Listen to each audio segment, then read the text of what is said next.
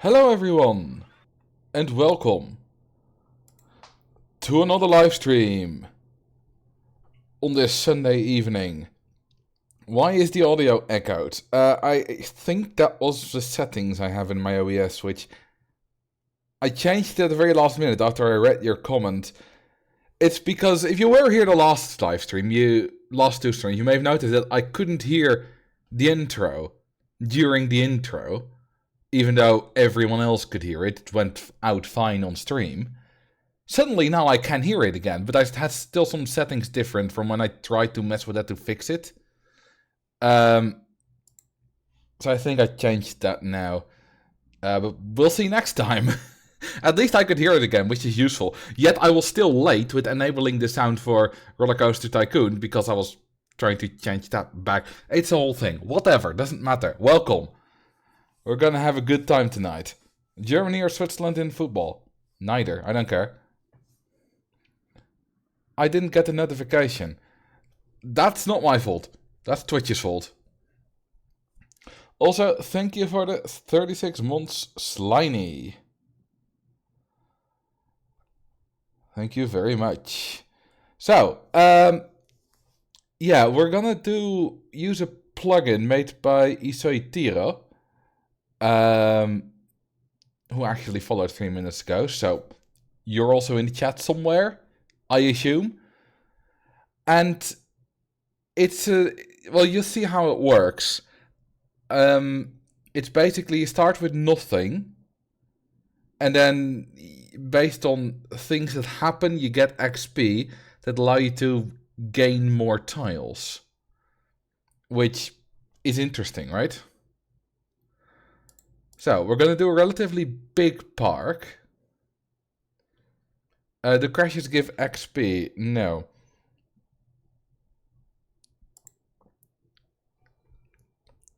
Hey, thank you for the gifted subs line. So, I'm going to do Evergreen Gardens, but first I want to show you what happens in a park which already has rides. Let's take a look at Diamond Heights, for example. Everything's gone. It deletes all the rides, all the guests, all the staff. Evidently not the path. And all the stalls, although there are none anyway in Diamond Heights. So... yeah, and you start with nothing. You have no land. The guests are all stuck on this. They can still kind of enter. But I don't want to do Diamond Heights. I want to do Evergreen Gardens. There we go. There is one guest in Evergreen Gardens at the start, but he's gone. So. Isoitiro. Is it Isoitiro or Isoitiro? It sounds Japanese, which I think is Isoitiro. I'm not sure. Anyway, they recommended I use some XP values that are that he set in the plugin thing. So tile XP cost 1,000 per park admission and 1124 because that wasn't updated yet. Save. Okay. I'll save this as well. Evergreen Gardens, tile man. Right. Isoitiro. Okay, so I was close. Let's all pretend there's been a nuclear blast to keep it fun. Nuclear blasts. Well, that's a record label that I quite like. Signed Nightwish. But real nuclear blasts aren't that fun. Okay, so we have 1,000 XP to the next tile. We start with 2 tiles. Hang on. That means... Oh yeah, one thing that I already noticed, Isoitiro, is that I can't click this away. Which is... I would like to be able to click this away. I'll just keep it in the bottom left. It's not too bad, but I would like to be able to just click it away.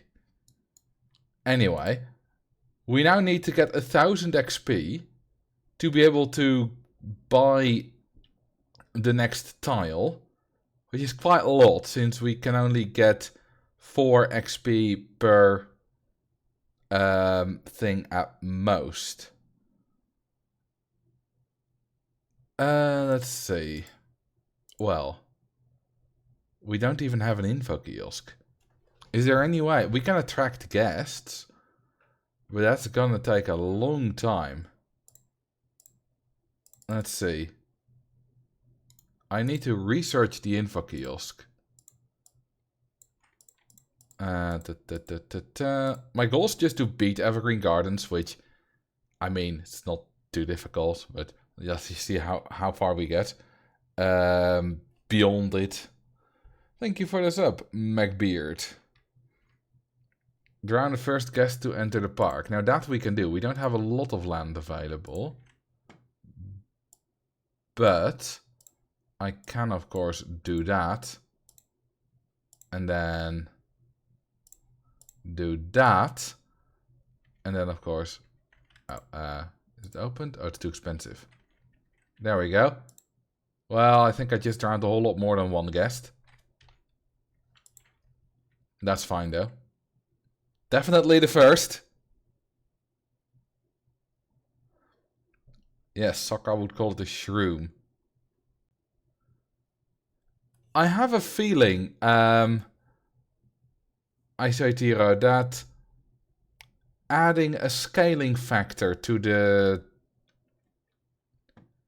tiles would be useful. Because the 1000 XP you need right at the start is ridiculous. Frankly. What did we get? Did we get an info kiosk? Well, at least I'll buy something now. Which is useful.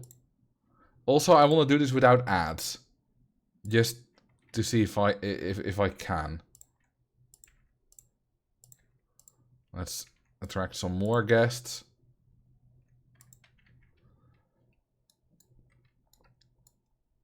Nine months sub baby. Yeah. That's I'm not looking forward to raising a sub baby, but thank you anyway for the 9 months. I'm not ready to be a father. Okay, this goes a lot faster if we fast forward. We can now get one more tile.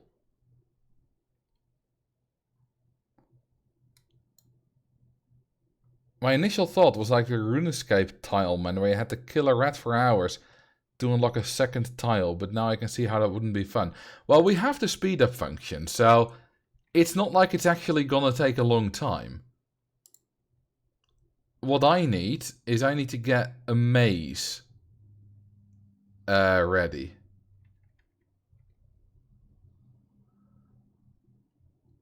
So that we can start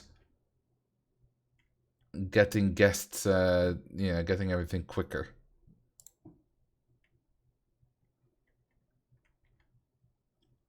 But yeah, we're a year in. And I still can't even build the path back.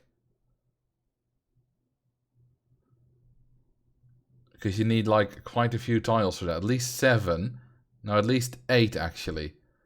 This one's a bit redundant, I guess.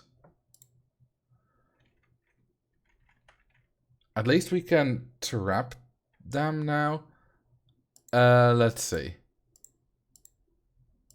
Remove those.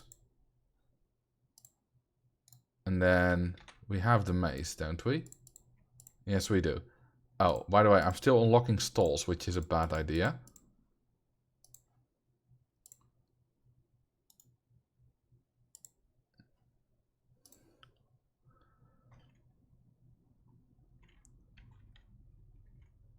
Okay, they're getting stuck there now. Actually, we can make a maze trap.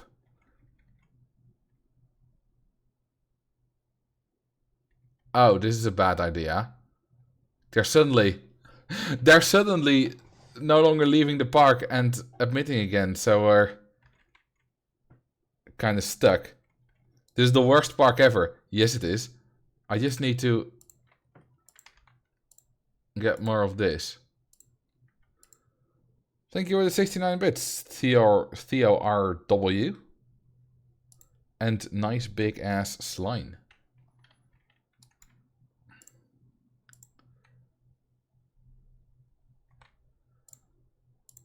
But that's also why I'm playing this plugin, just to see how it works and be able to give feedback.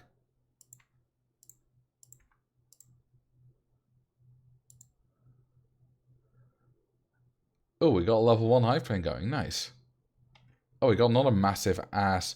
No wait, that's an on-screen celebration from Slime, never mind. But that's a lot of asses.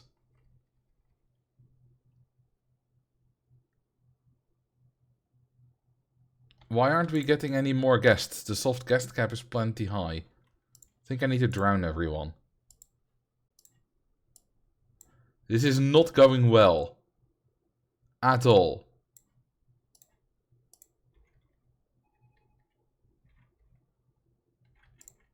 Oh, this thing is also too expensive. That's it. But we can get there. We will get there. Wait, why is still no one going on it?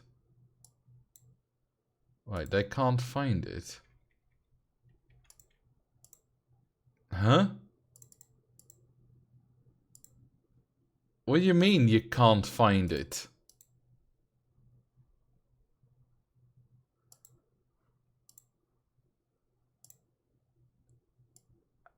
Huh? Hang on.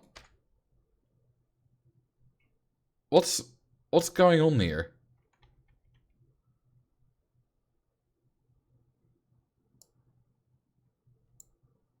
Huh? Have we got a bug? Hang on, I gotta use cutaway view.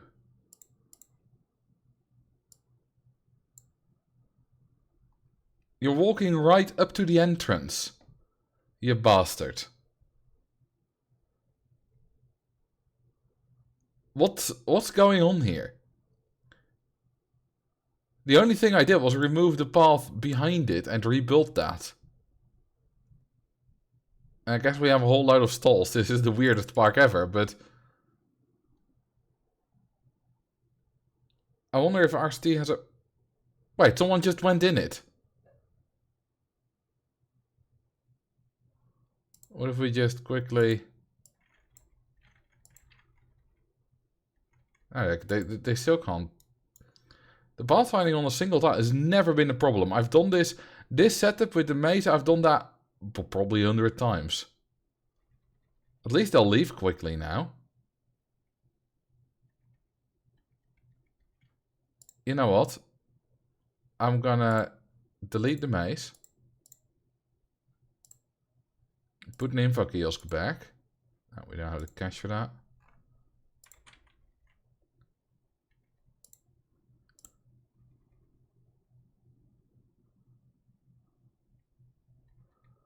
Because I need one more tile. Okay, there we go. Now I can buy one more tile. Then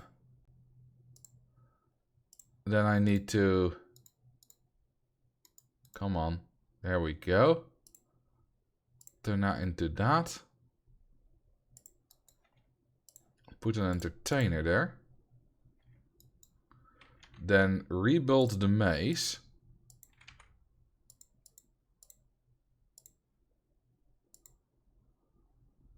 Wait, now Burger Bar 2 is in the way.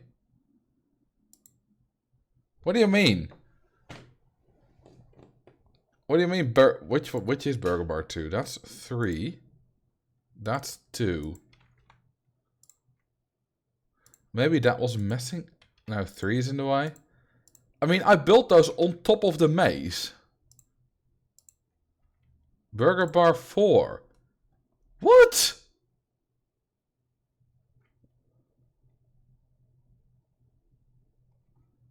What do you... Huh?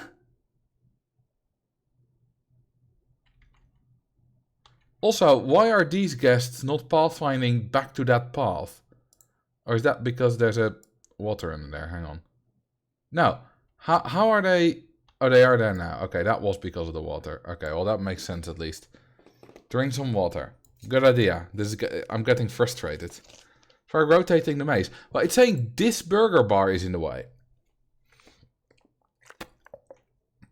Which is... weird. Because that's above the maze. Like, above the entire maze. Even above the entrance building. Now it fits. But for some reason, it said a burger bar here was in the way. They're not pathfinding because they're walking through walls. I don't know. I mean, they pathfound successful earlier. Hang on, where's the entertainer? How did he end up there? Yeah, they're pathfinding successfully now.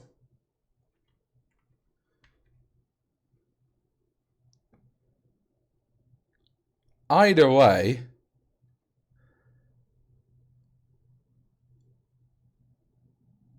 Yeah, no, this is not the mod-related bug. I think this had something to do with the stalls.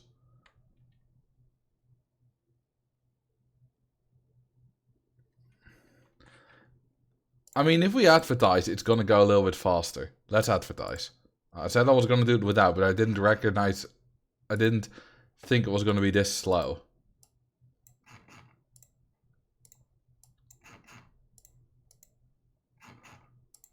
Now this should help. So, this is gonna be 10. Gonna make that one free.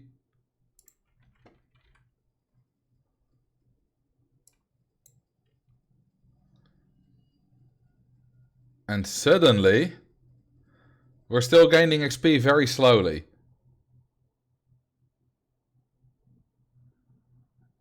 Yeah, maybe below the... Well, no. Because I had that before I built the maze. And then at first they pathfound fine through the maze. So I don't know what's going on.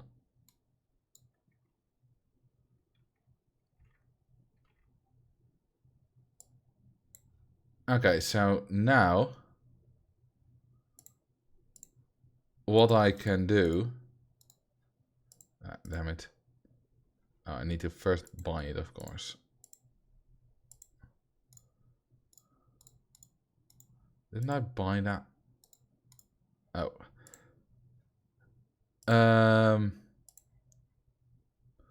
Now we can do that.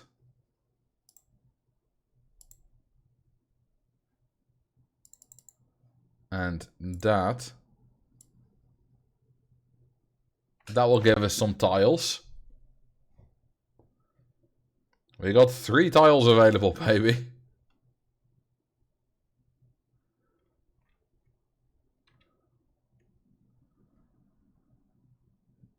I wonder. Hang on, this says... Stalled facility admission. Oh, right. Facility. So facility is like a toilet. Well, in that case...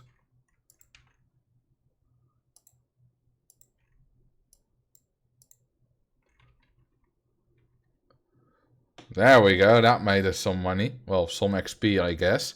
3,500 an hour. Oh, the info kiosk as well. Well, that helped. Okay, now... what I can do... is that. Now they can write it multiple times.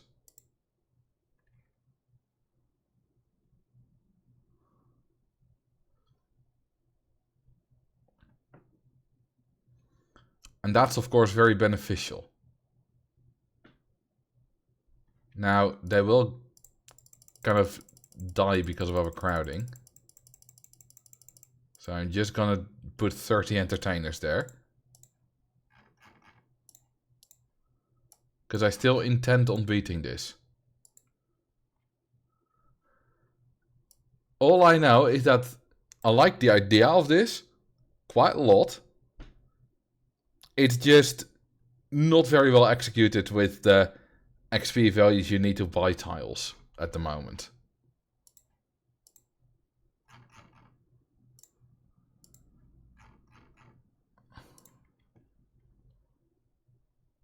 Oh, you don't need that. That noise though. Oh god, do we still not have enough to counteract the entertainers or the unhappiness? We do only pay 1200 in staff wages. Hang on, I should just charge more for this. We can charge 30 bucks. I need 50 entertainers, baby. Also, I need 5 more tiles. Because now we can build another maze.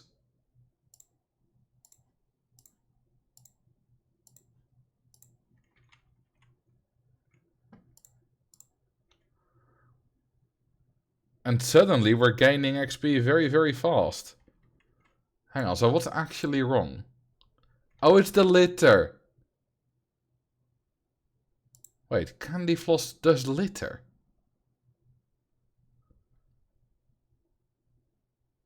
Since when does candy floss does litter? Thought it didn't.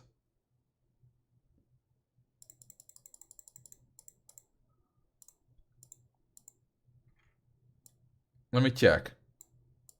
Because I have a park about that. Somewhere here. Should be it. What was that? Utility. No. That should be there though. Because I had a park that was just... And there we go. Wasteless stalls. Oh, god damn it. The thing deleted everything. Oh, I have a drink stall. Duh.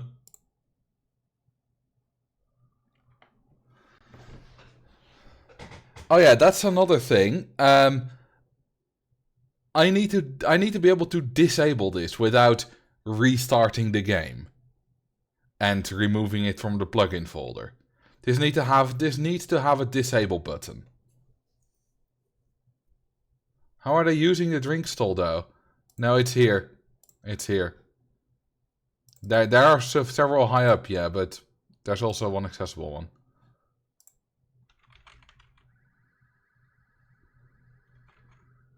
How do you like that sound?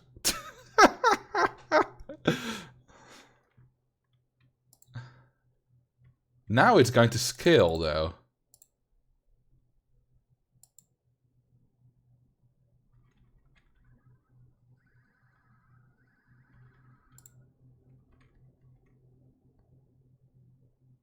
Wait, you don't hear game sounds? What?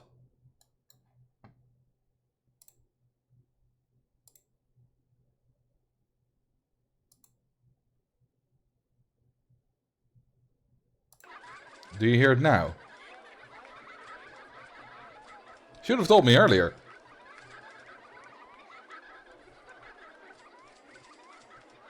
Okay, so it was when I messed with the settings, I put it to the wrong one. Does this give an echo? Is there an echo now?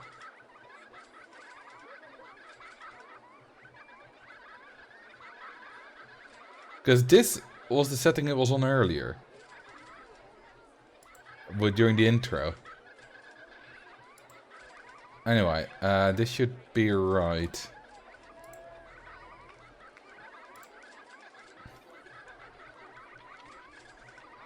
Also, this is what I was talking about.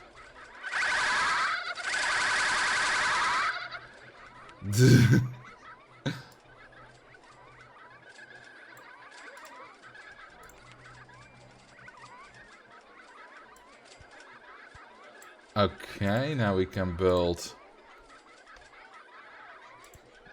path there. We can get rid of the drink stall.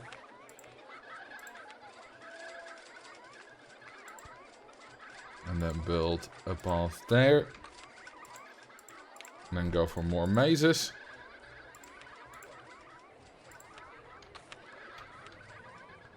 Actually, I think it might be beneficial if we do these one the other way around.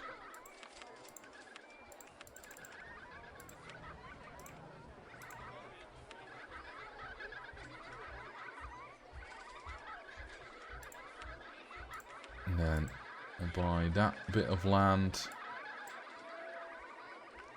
Right, need to actually set it to buy. And then we can buy, do that. And do that. And that. Just make it 10 cents so we can see that is being used very often.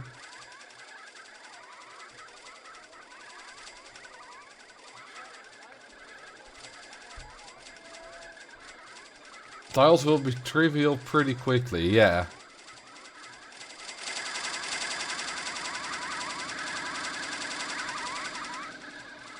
Because right now we suddenly have unlocked another 10. Also, we are so almost there. The advertisements are no longer running. This should be a successful maze trap. Although it's not quite. I'm just gonna advertise some more.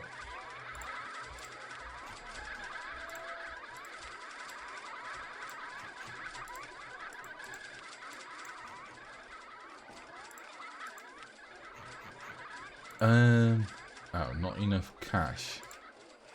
Well, screw you. Okay, now we're gonna make some real money. It's almost the end of the goal already.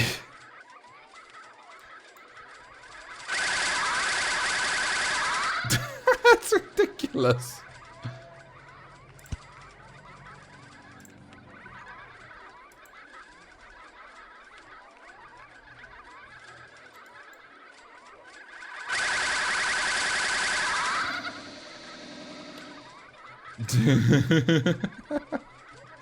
I love the sound of that. Absolutely ridiculous.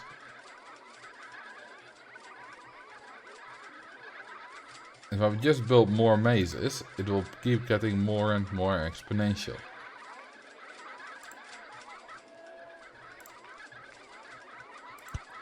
There we go.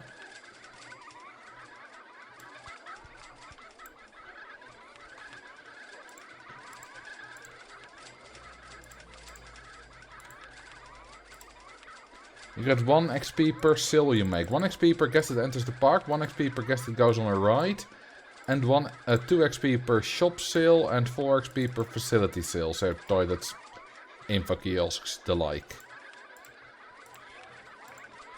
Basically, 1 XP for entering the park, 1 XP for these, 2 for these, 4 for these.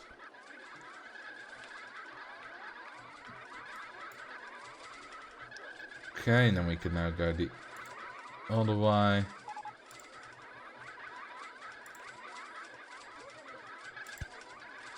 Like that.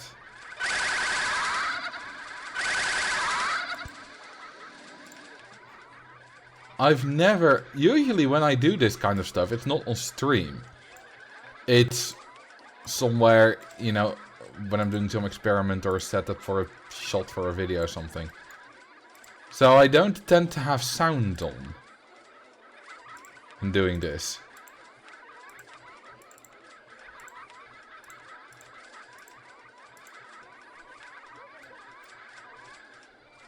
Can you go multi-story at this point? Yeah, could. Well, you need to build up quite a bit of path. These do have, like, their capacity is not maxed out. Customers in ride, I mean, it's set to 64, but with how fast guests can walk through the entrance, it's, depending on energy levels, between 30 and 40. Guests just cannot walk through the entrance quicker. Well, except the you apply one trick from the most recent video, but other than that, it can't. Do you get extra points for running this game on the Windows XP machine? No. But maybe for Windows 98, for even older. Gymnasiast managed to do that. Open RST2 on Windows 98. And yes, this maze, well this is maze 1 actually, is at 15,000 customers. Which is quite ridiculous, isn't it? Could make quite a bit of money with it, but instead I'm making money with the entrance. Then again, we could not have made that much money with it, because guests would eventually run out of money, because there's no cash machine here.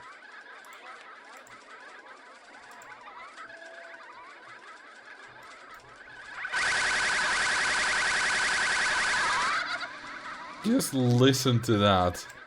I hope it's not too loud. It's getting distorted a bit on my side when I do that, but I hope it's not too harsh on the ears.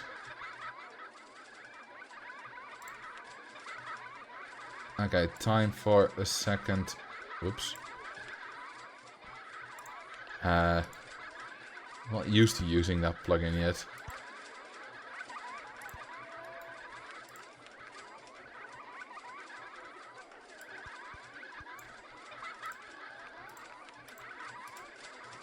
Time for more mazes. Honestly, the only thing you want to do with this is mazes. Or the balloon. Yeah, you just want to sell 20 million balloons an hour. Because then you make a lot of money. Hang on. How fast can I get XP? I'm gonna get rid of the bathroom. I'm gonna do the bathroom trick that I used to get 29 million guests an hour in the bathroom. That should work, right?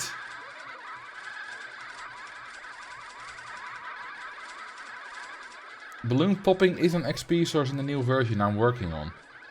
Should be quite a big one then, because balloons don't go very fast.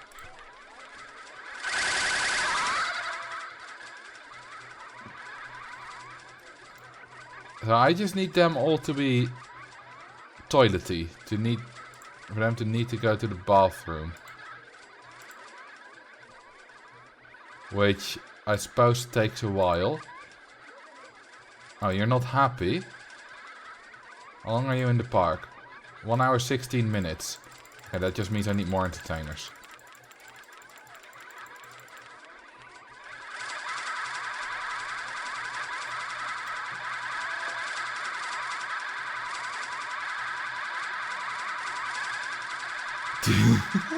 This sounds so ridiculous. Sounds absolutely ridiculous. This is what's causing the helium shortage. Absolutely.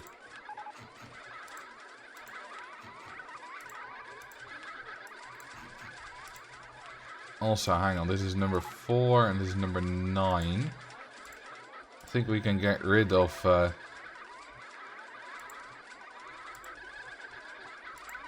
all of this stuff.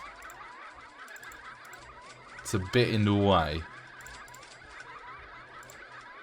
Oh, oops, I deleted the wrong info kiosk. Will they buy a toy?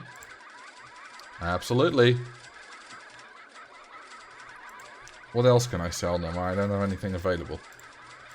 Well, time for more research.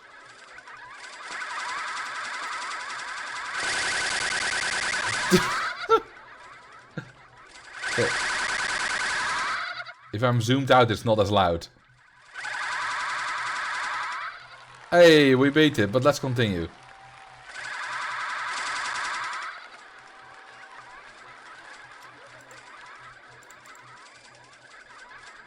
You know, it's funny, Slime, with your adult jokes. I was yesterday, or 2 days ago, I was watching a streamer play Roller Coaster Tycoon, and you know, she was fine. But at some point, it was fun interacting with her in the chat and stuff.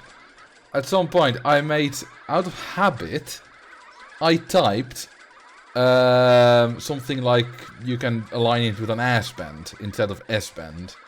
Not realizing that it was supposed to be a family-friendly stream. So my comment got quite rapidly deleted. Which was fine, you know, you say sorry and no one really gives a damn. But it was funny.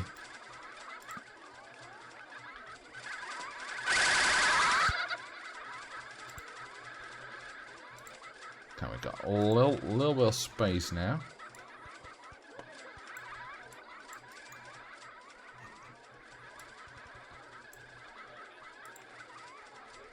Okay, and the guest count is now going up again as well.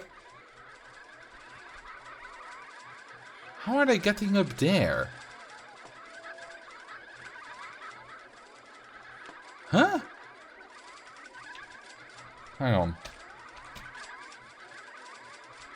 Is there a missing path piece? Yes, there is. I'll just catch y'all on this then.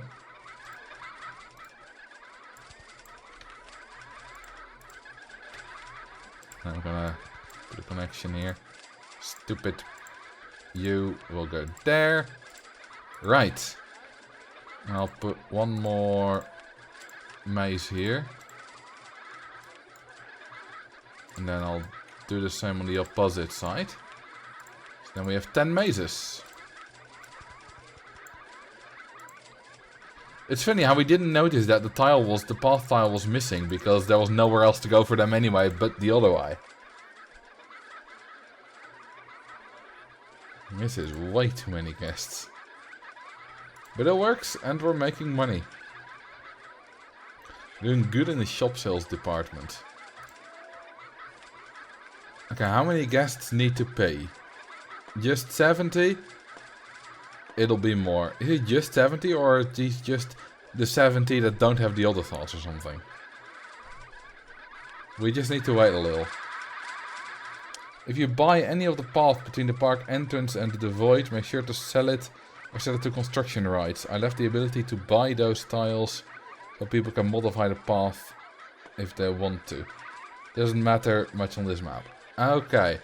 I have a feeling that it might be better to not allow that. Because people will screw it up and not know how to fix it. So it's an advanced feature, but it might also screw everything up.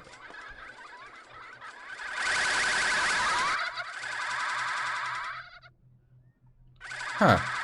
You don't even hear them at this zoom level.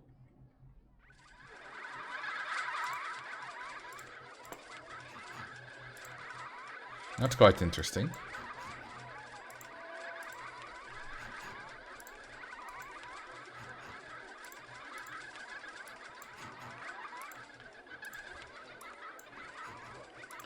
Right, how many guests has this maze had? 26,000.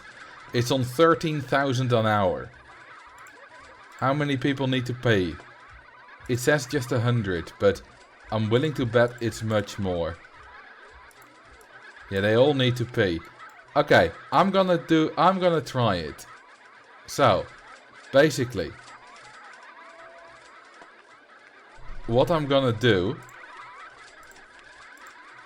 is, first of all, I need to trap them.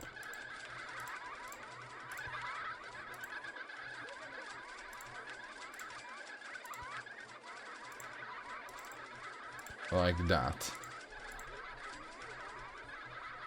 And we'll make them we'll force them to go that way.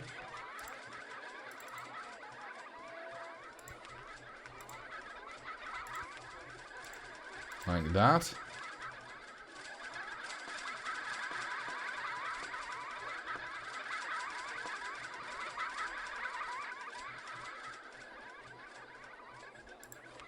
Takes a little while, but as long as they're staying happy, it's fine. Okay, this is good enough. We'll just do that. And then now we're gonna do that. And then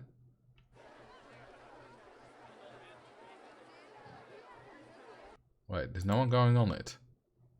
Why are they not going on it? You need to pay.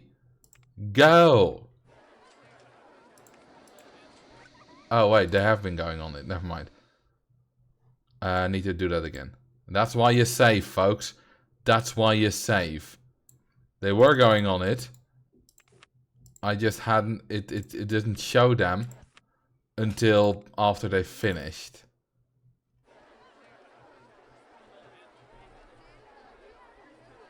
Okay, now we close. Oh yeah, we need to remove, of course, that bit of path. Does that? I'm trying to see if we can exploit the tile plugin with seeing if we can get people to constantly go on the toilet. But it doesn't seem to be working. Because I think it only counts them as soon as they're done. Let's see. Yeah, it only counts as soon as they're done. So that exploit doesn't work, unfortunately. So we're going back to the first one. Most mature RCT run ever. Hell yeah. We've got 45 tiles available now. Problem is, we are like, let's take a look at this. They are all 12, 13,000 an hour. Which is ridiculous, right? This is equivalent to having 50 rides all at 2,500 an hour. Which is a lot. To put it in, you know, 50 rides all at 2,500 customers an hour. Think about it, that's a lot. And yet, we're still quite slowly gaining tiles. Because it sounds a lot. 47. That's it. That's 47. Not more, not much more.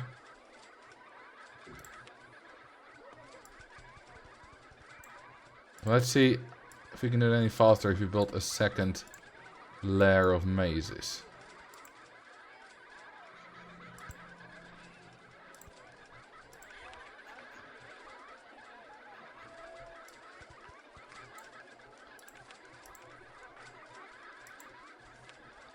So, yeah, again, idea is good, but just needs a lot of work on how fast you gain XP and how expensive a tile is. I mean, you gave me the setup.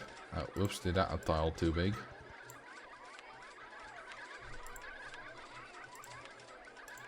So I ran with that, but it's definitely way too much.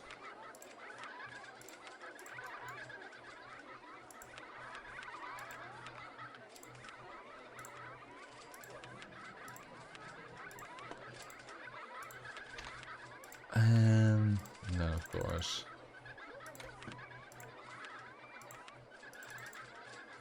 That.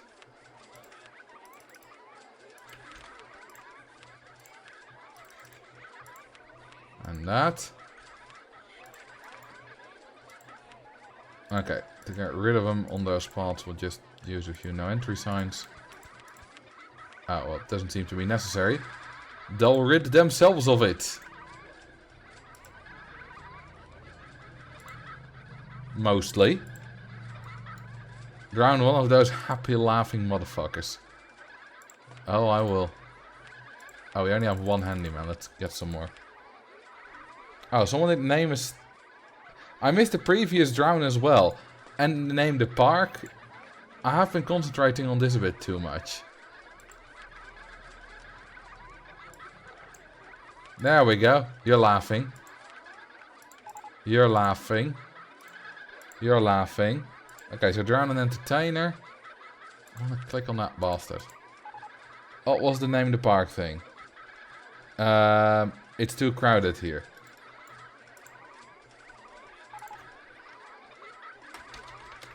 Too crowded here. There we go. You're absolutely right. But you need more entertainers if you have more space. If you have more path to keep the guests happy, you need more entertainers. And at some point, it's not feasible anymore.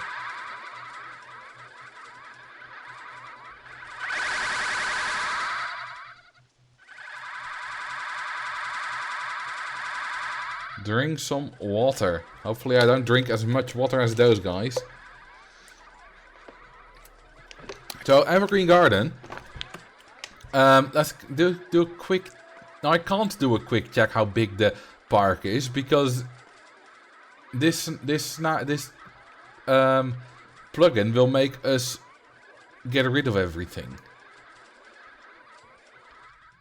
Anyway, we can just, you know... This is 64 by 64, so Evergreen Gardens is, let's say, about 100 by 100. About 10,000 tiles. Maybe like 80, 90,000. We have currently unlocked less than 250.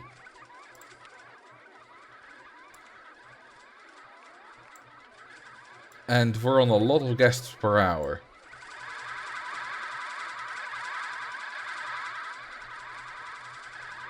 So, yeah. It's gonna take forever for us, even with this setup, to fully unlock Evergreen Gardens.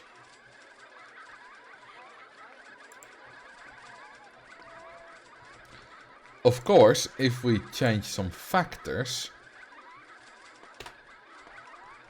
like for example, we make everything 10 times as much, it goes a lot faster. Hang on, I suddenly have 2,000 available tiles. That's probably because I...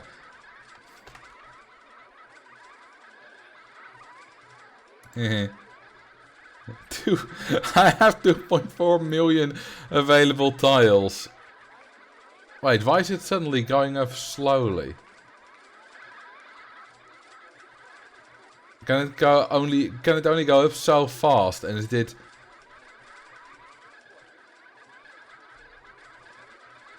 And is this for what I get now for just the previous stuff I have? If I do this back to 1,000, yeah, that will go back to that. If I do 100,000, mine is 175. Starting tiles, 20,000. Yeah, that works as well.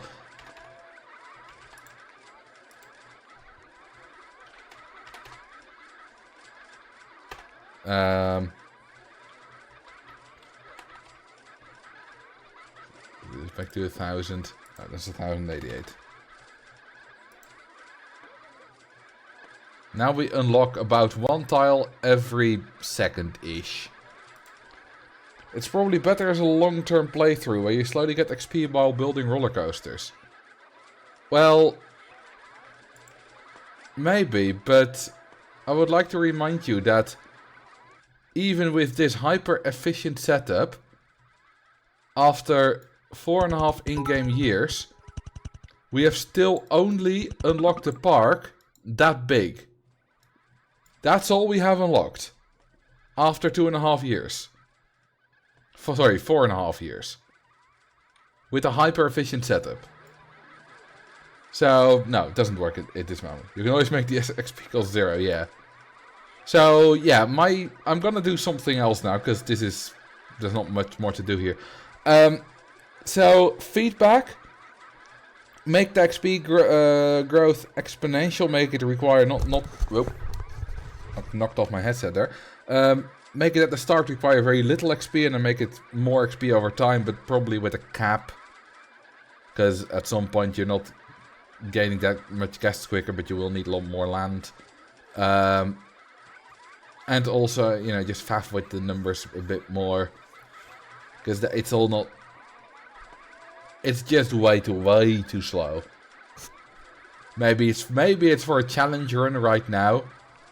Because I did kind of have to do a challenge run here a little bit. So that kind of worked. But other than that, this is not playable. Not at all. Especially without the speed up function. Also, yeah, these statistics, unfortunately, I assume you're working on this. Because this is just a first version, of course. I assume you're working on this, that some statistics is going to be here. We can also sell land back, by the way. Hang on, what happens if we...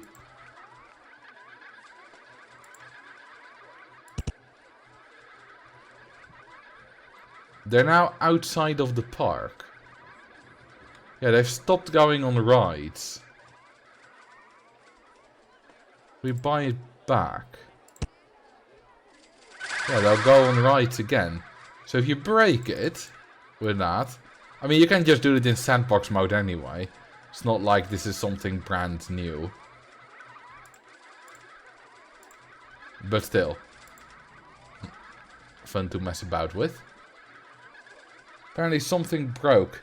I have it checked to make sure you don't sell land with stuff built on it. Oh. What do you mean with stuff built on it? Stuff I built? Or stuff like this path?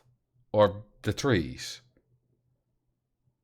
Because that would be if I, for example, don't want this bit anymore, and and I need to delete everything before I can sell it back. That's also not ideal, alright? Every time you say land, it sounds here almost as lamp. What kind of accent do you speak, mate? Like, I just want to buy some land. Scenery and paths are ignored. Okay, but buildings are unsellable land.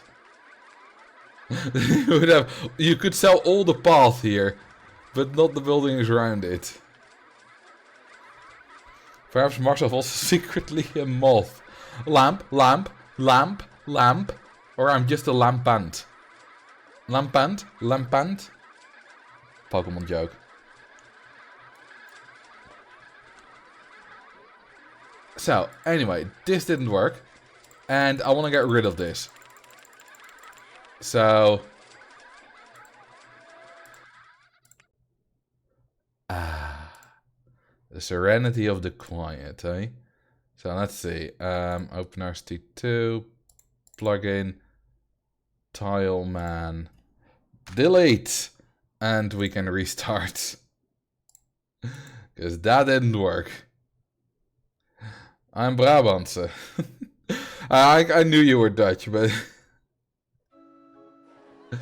but still, I think... I'm not sure if you're joking right now, because I somehow also had in my mind you were American. I'm not sure. Anyway... It's kind of difficult to keep track of where everyone in my chat is from. So, this didn't work. Well, it worked. It was fun to play around with. Oh, hang on. Autosave. I need to actually save this, though. There we go.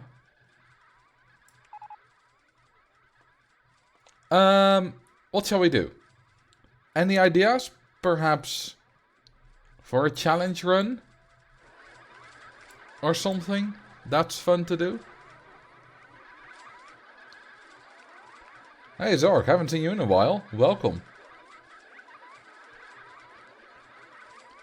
Maybe it's my 6-year-old tablet.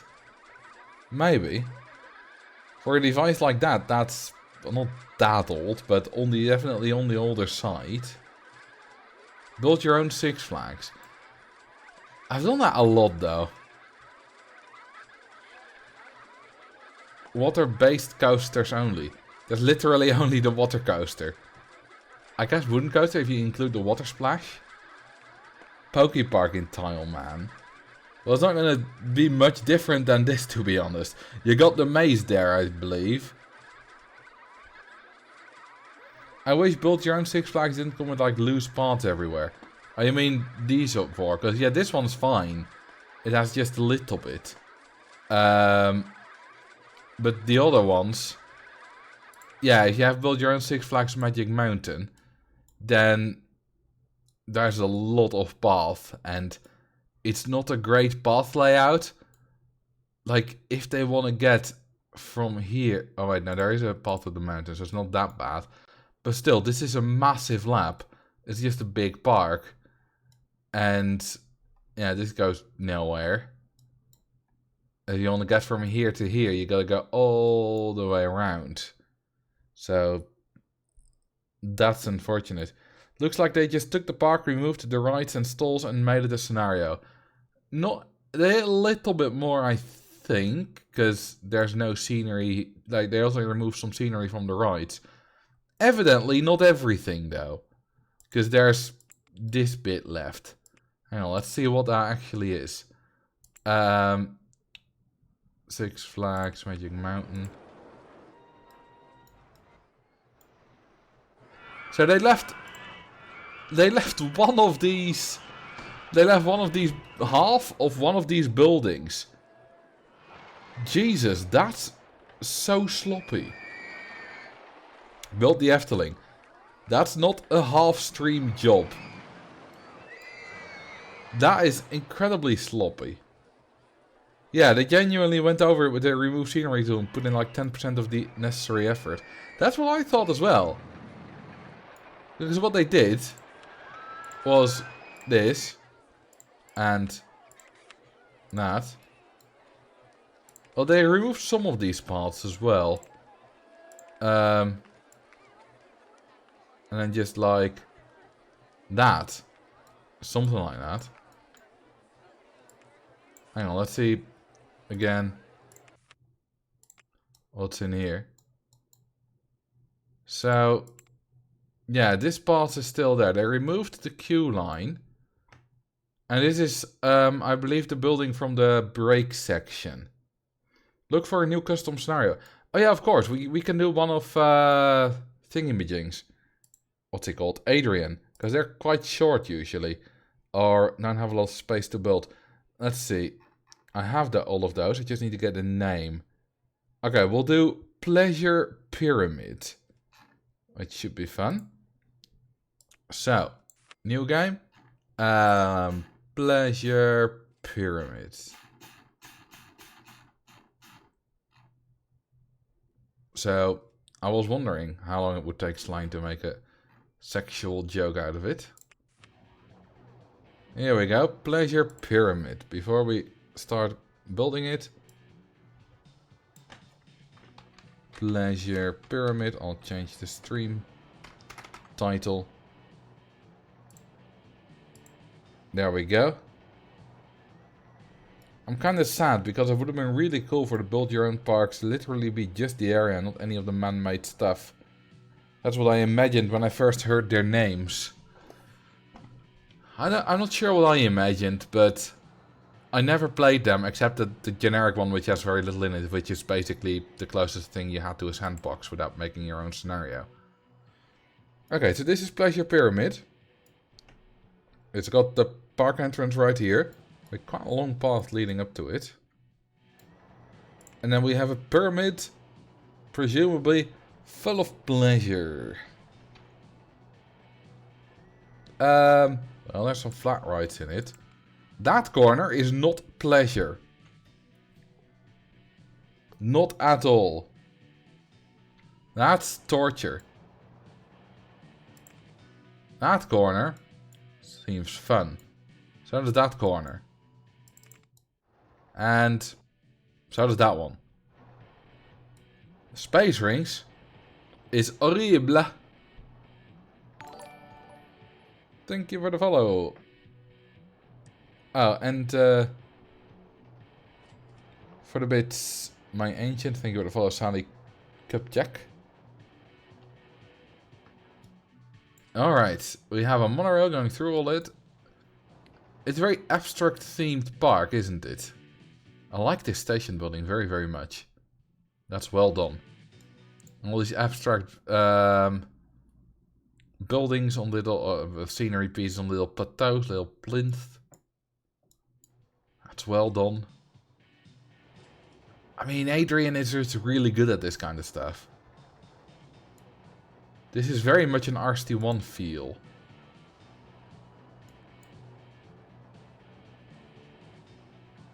I honestly never thought to use the funky mountain wall textures as buildings. Well, that was... in RST1 they did it a lot. We don't have them here, but I can show you them. You have brick. Brown brick. Which is, I believe, a beta thing. Iron. Rock. Yeah, this is a sandstone. Skyscraper. Like, literal skyscraper sides of terrain. I mean, I can just give me these. It's not like that's cheating.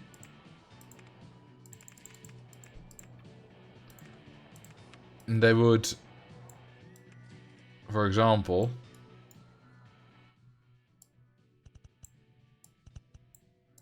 do that. And now you have a building.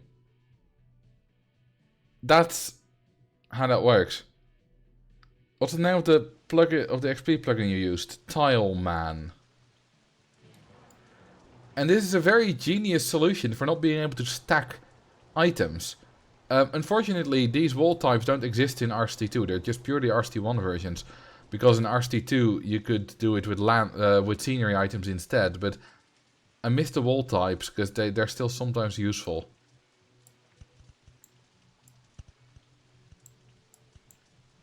Let's turn that back into normal. Hang on, what is normal though? Okay, yeah, the rock is normal.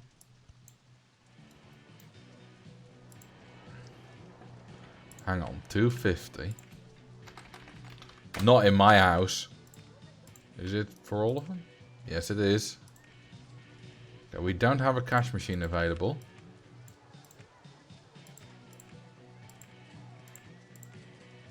And we need roller coasters. Desperately. How rich are these bastards? 40. 40. 50. 60. Okay, is it 30 or 70? 50. 30. We charge for the rides. 3 is fine. And we also have a parking lot here, which is actually... Is it ours? No, it's not.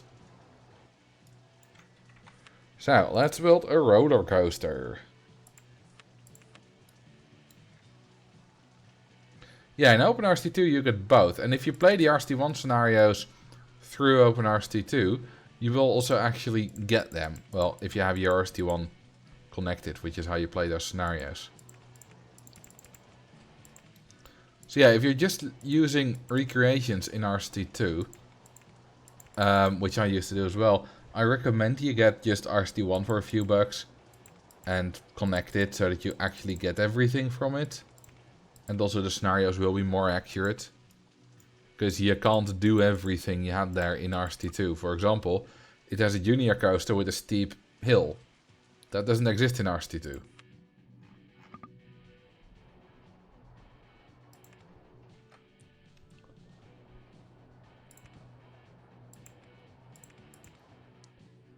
Tileman sounds like a Windows 98 game. Yeah, I can see what you mean.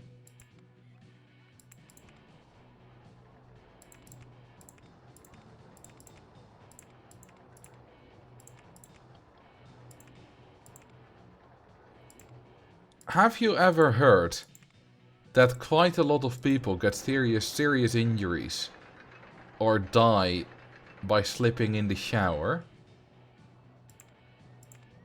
Well, that nearly happened to me today. Because I did slip right as I stepped out of it. Like, not out of the shower, but out of the bathroom. Apparently, the bottom of my feet was still wet. And, I just slipped. I didn't fall. No injuries. I caught myself. But somehow while doing that, I hurt the 4 little toes of my other foot. I don't know exactly what happened there, but there was some kind of weird force on them. I mean, they're fine now. So it's not like anything bad happened to me, but it did make me realize that slippery feet are dangerous. Nothing more humbling than a racing heart feeling after something like that. I didn't have much of a racing heart feeling even. It wasn't until a little bit after that I was like, well, damn.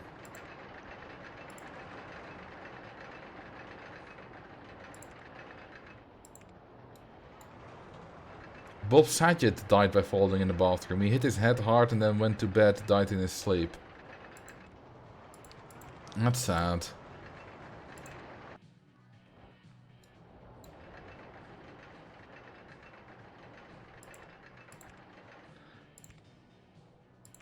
No, the thing is, I had dried off, but apparently, like, the floor was still a bit wet somewhere, and I stepped in that. Then I stepped outside, and then as soon as I stepped 1 foot outside, it just slipped away.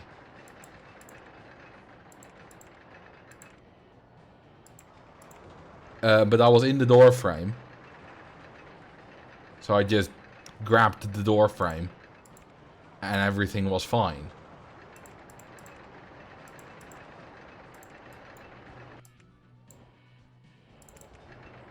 Do you talk about cartoons? Sure. Like, that's not my thing, but yeah, sure. I've talked about cartoons before. Avatar The Last Airbender, for example. I've probably talked about SpongeBob as well, at some point. Been doing this for over 3.5 years. SpongeBob's gotta come up at some point. It's gotta have done, right?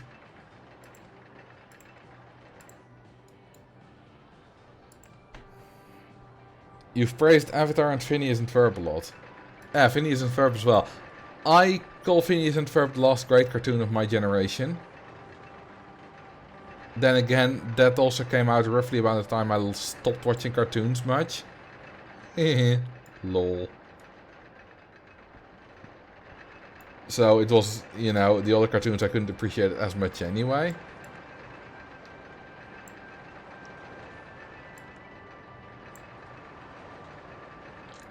Three of them in one turn. 4 even.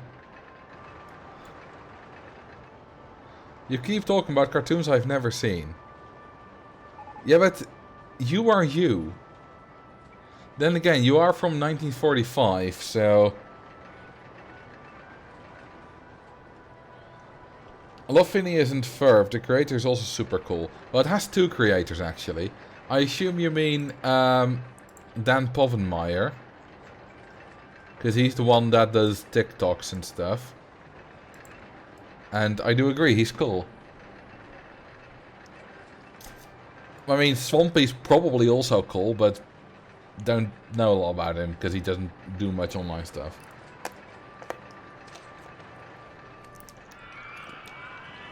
I'd say that Futurama was the last great cartoon of my generation.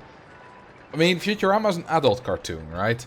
I mean, kids' cartoons. Because I did watch after that stuff like Futurama sometimes. Although mostly I watch teen sitcoms. So iCarly, Victorious. Oh, we unlocked the compact invert. Nice. We only have 7k for it though. We need to kind of make money. Advertise. Advertise. Advertise. Advertise. Advertise. Don't even have enough cash for it. Now we do.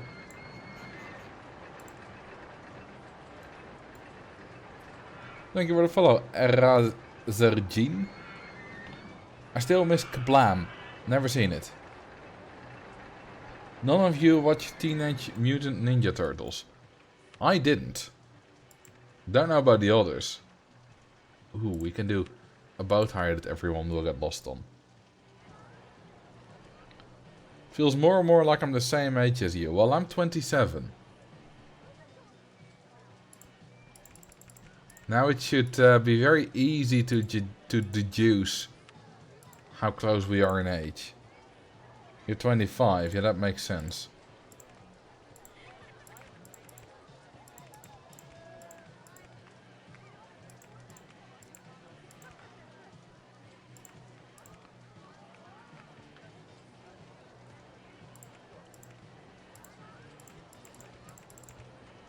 I think some of my favorites growing up, well, definitely Pokemon anime.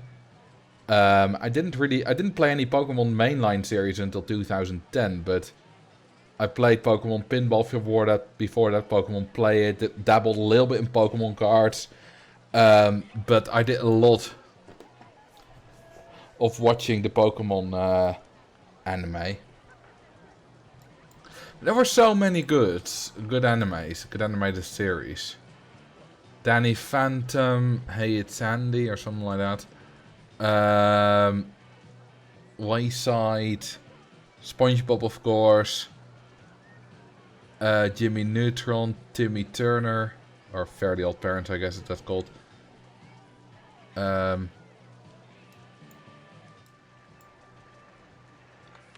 Ed, Neddy I never watched. Or I don't even really know what it is.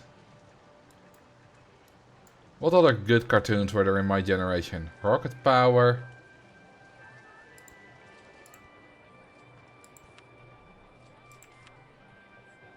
Invader Zim I never watched. Or there was Inazuma 11. I watched a little bit of.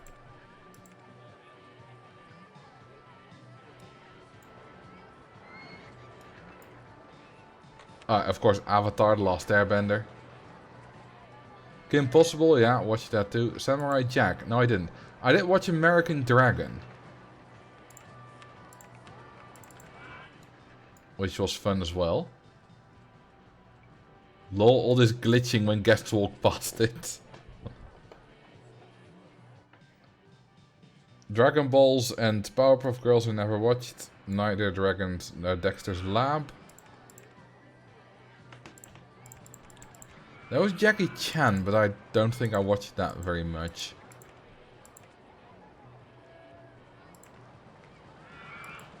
I've seen the original voice actor for Meowth yesterday at Comic Con, and that was nice.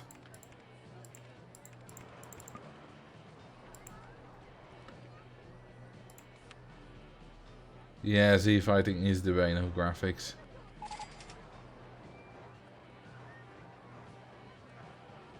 We desperately need to make more from ride tickets.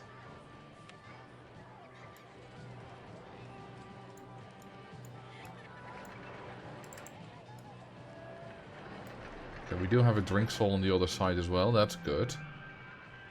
The stalls seem to be well distributed here. We only charge 5 for this thing. We need to charge more.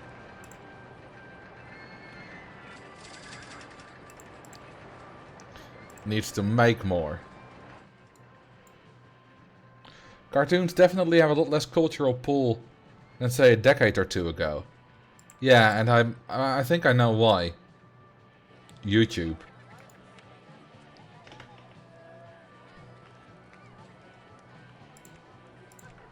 Because kids these days watch mostly YouTube. Or TikTok or whatever. On the other hand, but that's also, it's twofold, right? Because kids these days, just mostly watch YouTube or Reddit or social media.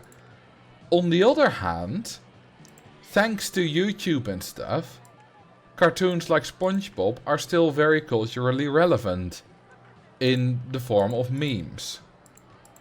Mostly the earliest 3 seasons. So you have both the effect of new kids, kids from say 2010, not watching as many cartoons, while also having the effect of the cartoons of a generation earlier, let's say 2000 to 2010, being constantly revived, or 1995 to 2010, constantly being kept alive through memes.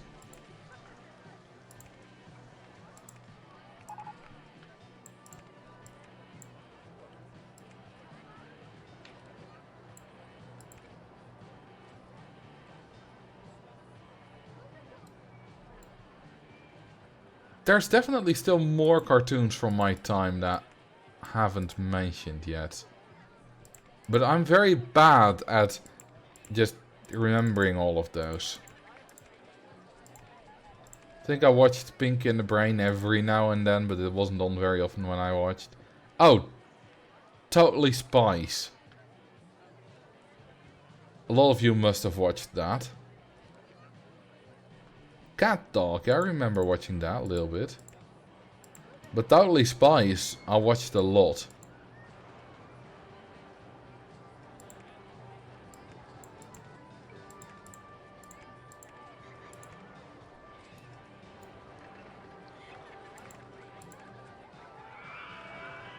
They just recently started a continuation of Totally Spies, now did they?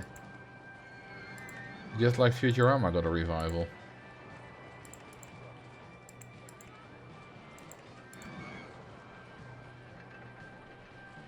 I had a younger sister, so of course I watched a lot of Totally Spies. I mean, I'm a dude. I don't have a sister. I mean, a stepsister now, but that was way later. And I still watched a lot of Totally Spies. You don't need to be female for that.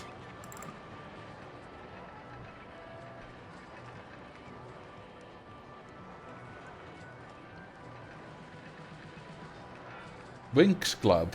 I never watched Winx Club. I did see it sometimes when it was on, but I never stopped to watch it.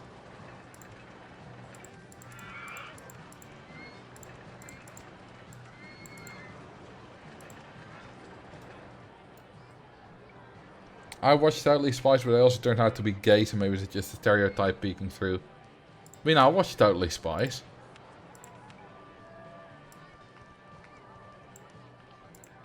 Like, you had the scenes with the you know, when they were shopping or whatever, which is not very, you know, not the thing that attracted me very much. But all the spy stuff, like whether it's men or women doing the spy stuff,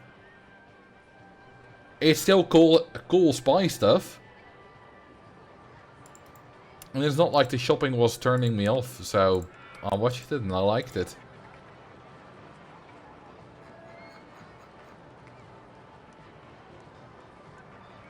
Totally Spice. Alright. This should make us some good money.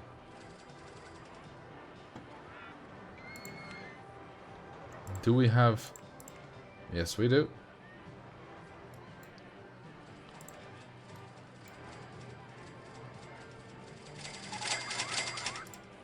What is the goal, actually? I haven't looked at that. Oh, a monthly ride ticket income. Or at least 15k. Well, we're working towards that. We're going to at least hit 3k this month. And we're gonna hit 4k. Yeah. We kinda need an extra train here. Hang on. There we go, now you have 16 cars. Instead of just one. Instead of just 10. That should increase the throughput some. I watched a fair bit of Totally Spies. The main focus was definitely the spy stuff. The girly stuff was just the background. Yeah. And also, it wouldn't be weird if a girl watched a cartoon where sometimes some dudes would be doing some dude stuff. What is stereotypical teen dude stuff? Like that 18-year-old dudes would do. Like as the opposite of what the girls did in Totally Spies.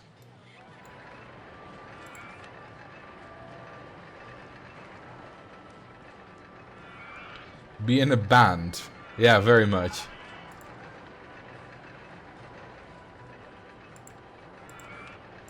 So, it's not like, oh, the guys are in a band. And in fact, if then it would make totally sense for the girls to be watching it, because then they'd be like, oh, he's so cute. He's in a band. That's so cool. But when we are watching girls do girl stuff as guys, then it's like, ew, you're watching that? It's about girls. Which is weird. Right?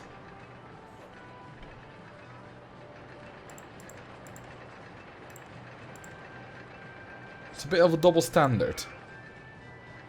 Do we have a go-kart yet? No, we don't.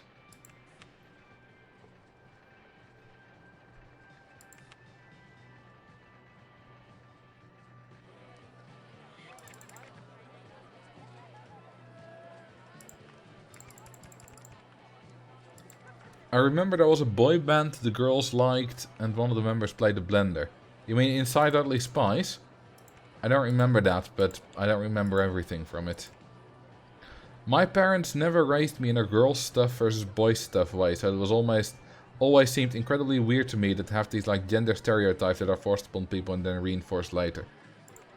I don't think I was raised that way either. I definitely had those ideas, but that's reinforced by society at large, not just your parents.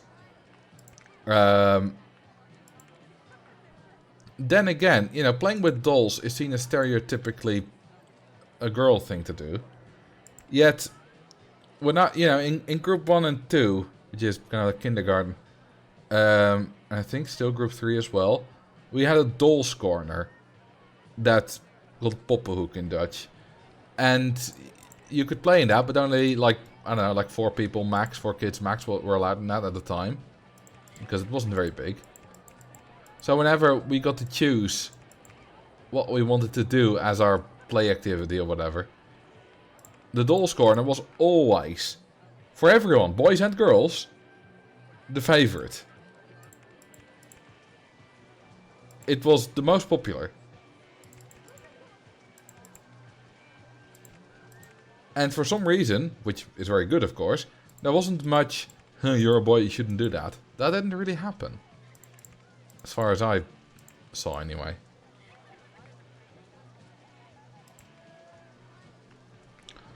Boys stuff is seen as normal and regular, girl stuff is seen as inferior and there's something to be ashamed about. Yeah. And that's what I mentioned as well. Girls can watch boy stuff because that's just normal stuff. But when boys watch girl stuff, it's ew. Of course, this is not entirely true, because, you know, tomboys are also bullied for being tomboys.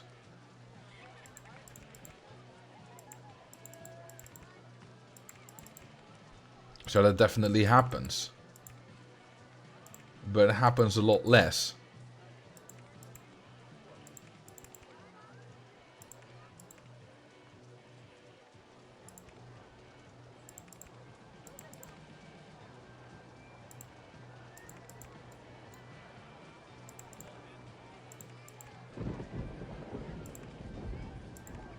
But, for example, if a girl would come to school, I don't know,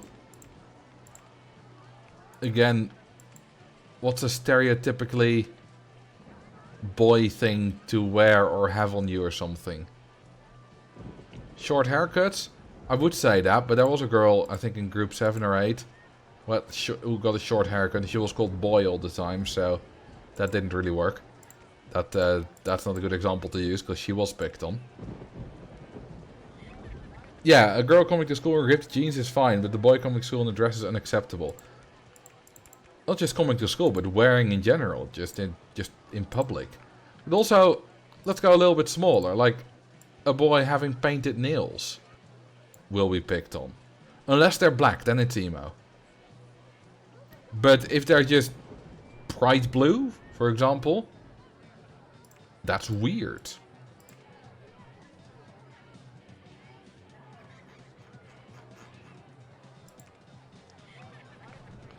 Stereotypical boy thing, have a penis. I mean, yeah, if a girl randomly came to school with a penis, then I would be quite worried where she got it from. Then you're getting picked up for being emo, so it doesn't change much. Yeah, but at least you're not gay for liking a girl thing. Which is weird. If I want to look pretty, I'll look pretty and paint my damn nails. I've never painted my nails, but that point still stands. Because I don't like having stuff on me. I never wear... I never wear anything like jewelry. No rings, no bracelets, no necklace, no earrings. I mean, I don't have my ears pierced and I most likely never will. I'll never say never, quote by the great Justin Bieber, but I don't see myself ever getting pierced ears. Do you ever put your hair in a ponytail? Yes, I do. But hair doesn't feel. Like, hair is just dead stuff. In fact, it's in a ponytail right now.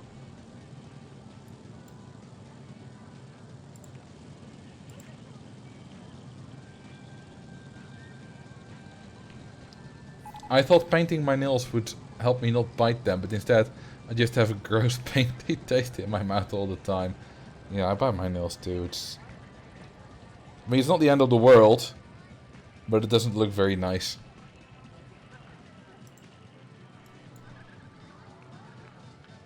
I had a girlfriend braid my mohawk once. Thought it would look Viking as hell, it did not. Probably looked funny. But then a high-tail ponytail is considered weird. That's true as well, I have a low ponytail. Then again, that just feels more comfortable anyway. So I did it high once. And it just felt a bit weird. Maybe because I'm not used to it. I don't know. Ooh, we have lots of money. Where did that come from? Huh. Suddenly we're rich.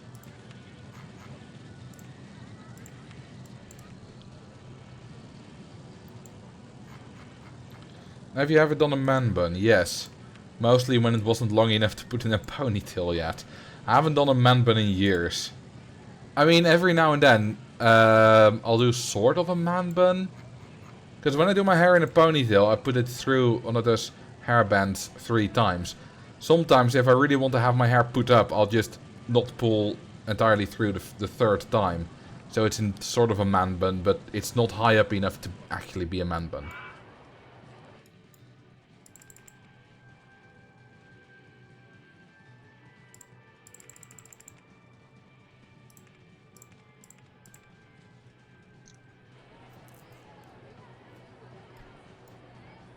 I don't really know, Ellie Peck.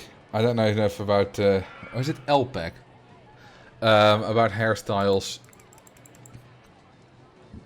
I currently just wear 2 hairstyles. Either just loose, with about 40 centimeter long hair, or in a low ponytail. And let me tell you, this is the easiest hair I've ever done. Much easier than when I had it short. People complain about long hair being annoying to deal with. And yeah, it is, sometimes. You know, it takes forever to dry when you get out of the shower. Which is, I mean, sometimes it's not a bother, but sometimes it's a bit annoying. But in terms of styling it, this is easier than having short hair, for me, at least. Because when I had short hair, it would often just not work. It wouldn't lie flat. And it just stood all, you know, went everything. Went everywhere and just... Unless I had it very, very short. But if I just had it like, I don't know, like 5 to 10 centimeters long. It just didn't work well with me. But now that I have it long, I just brush it and it looks fine. And if it doesn't work well with me, or if there's a lot of wind, I tie it back in a ponytail. Easiest thing ever.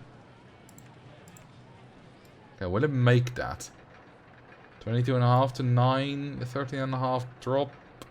I don't think it will make this, but it's gonna be tight. Yeah, mine also takes a few hours to fully air dry. I've gonna talk fully drying 4 to 5 hours, I think.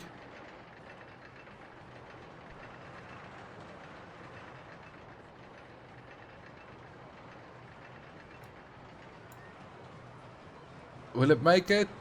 No, it won't. Another annoying thing about having long hair is that I find my hairs everywhere.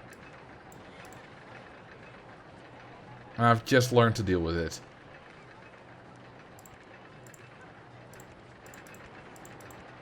Probably, you know, if you have short hair, your hair still falls out.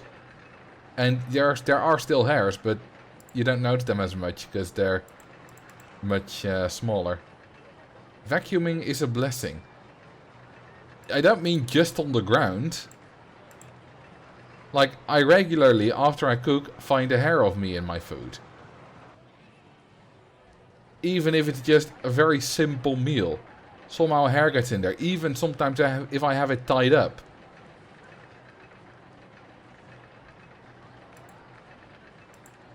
It just happens. And it's not a big deal.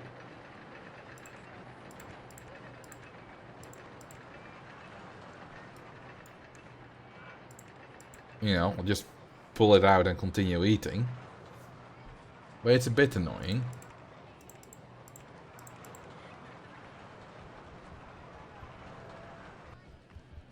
Hairnets do well.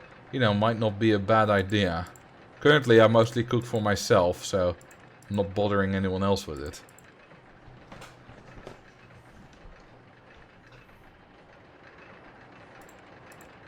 And if I would...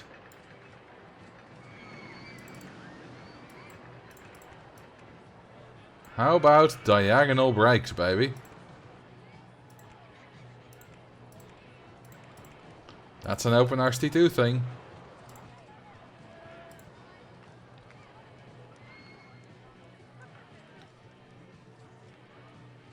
There's a reason hairnets are mandatory in most places that handle unpackaged food. Yeah.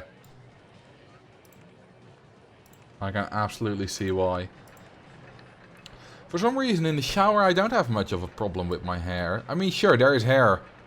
But from stories that I heard about it before I got long hair, I would have expected it to be a lot worse. So maybe it's just that my expectations were incorrect.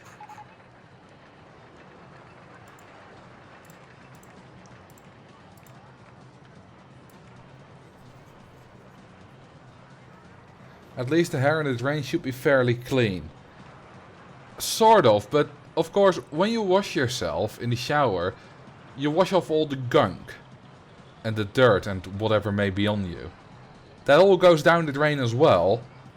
And some of it gets stuck there a little bit and maybe gets washed down a little bit later, like the next shower or something. And the hair that goes into the drain gets mixed in with that. So I wouldn't say it's entirely clean.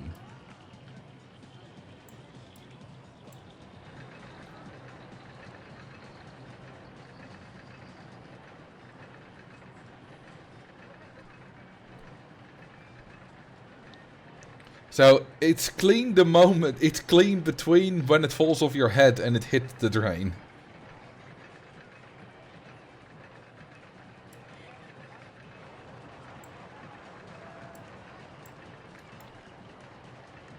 I quite like this ride we've built here. Will it make this? It should. Oh, easily.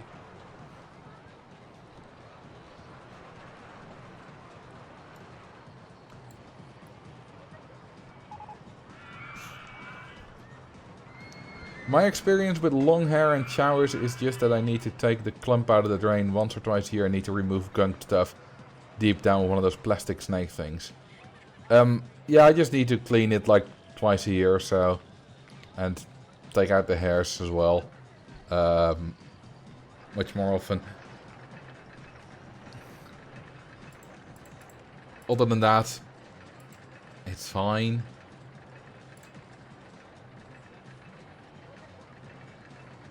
I'm so engrossed in this hair conversation that I forgot you were playing a game. Yeah, sometimes on stream you get that, right? I still build my rides, But you're so engrossed in the conversation that you're not saying much about it. Also, what I've noticed is I don't use these enough. For example, here we have the white flower beds with some fences around it and it looks great. I tend to not use these enough, maybe out of fear that they're not colorful enough or something.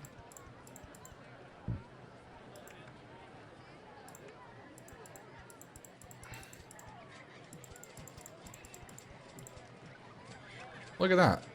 That's nice, isn't it? Those hairbrushes intended for use in the shower are amazing. What do you mean?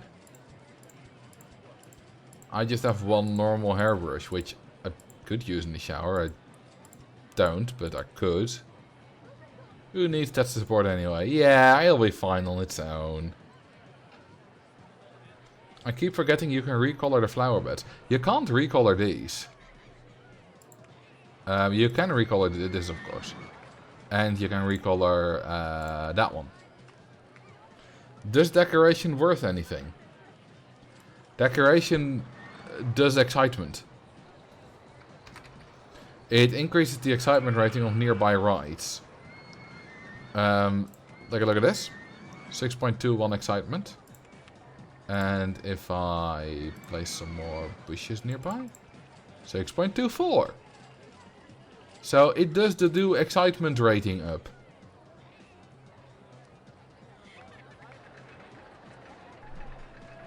And that makes guests pay a little bit more. Make is a little bit more park value. It's very nice. But in reality, it doesn't do much. Like, if you want to optimize, scenery is basically unnecessary. If you want to build a pretty park, it's a must. Didn't they use that only when you close and reopen? No, that's default. That's been since maybe even RCT1, but definitely RCT2 vanilla. Wet hair usually breaks easier than dry hair because of the extra friction or heat or something. The shower brushes are flexible, put less strain of the hair, collects it nicely without going down the drain, and also spreads shampoo conditioner nicely. Oh, like that. Like you put your conditioner in your brush or something, and then put it in your hair. I just rub it in there furiously.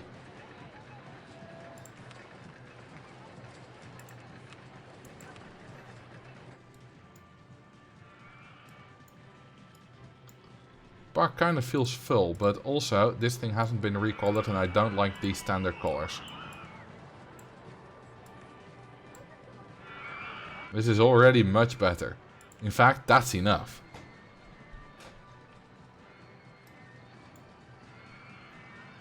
Can we buy land? Yes, we can. Awesome.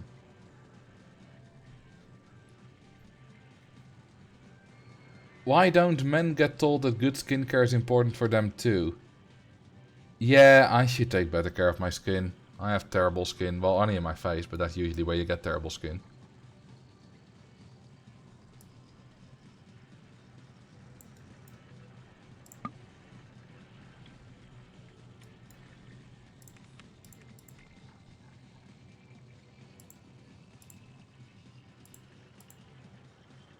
Honestly, I should, because that would do a lot for my confidence. Maybe I'd even go on camera.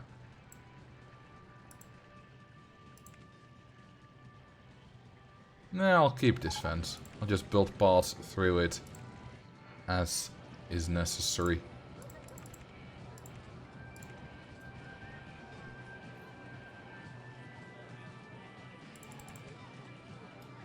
Hello, Cooper. Welcome.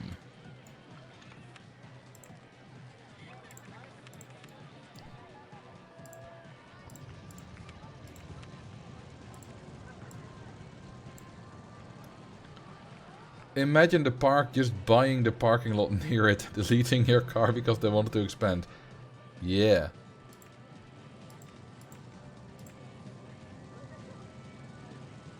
That would be quite weird. And then running out of the park to your car before I buy it and delete it as well.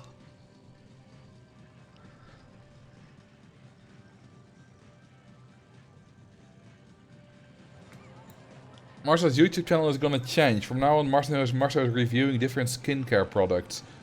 Well, funny that you say that. I am currently working on a video that is completely different from what I do in Roller Coaster Tycoon. The visuals are still Roller Coaster Tycoon. But the content is completely different.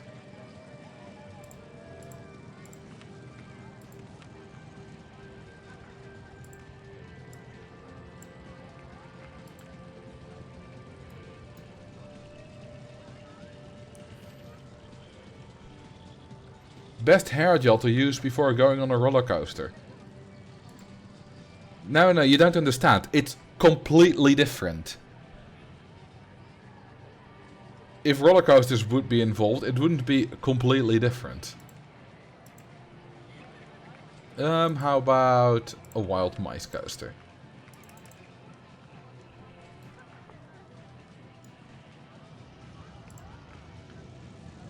Is it still gaming? No.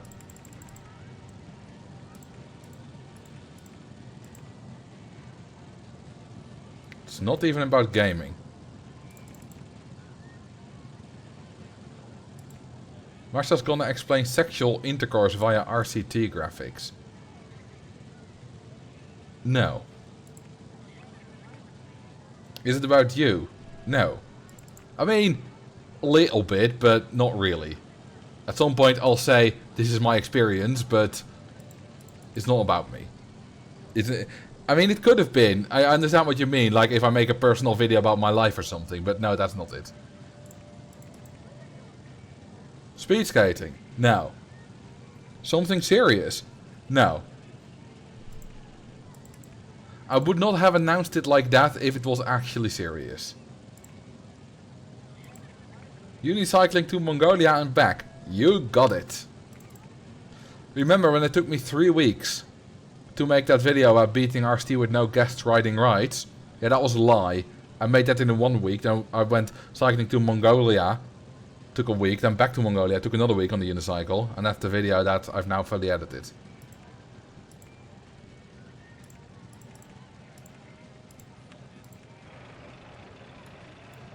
You're making pixel art in RCT too? No.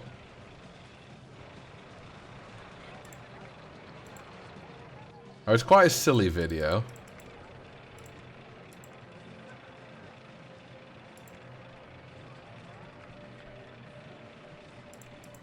Now the thing with speed skating related content, Sly, I would love, because I recently kind of got a little bit into other sports, like history videos.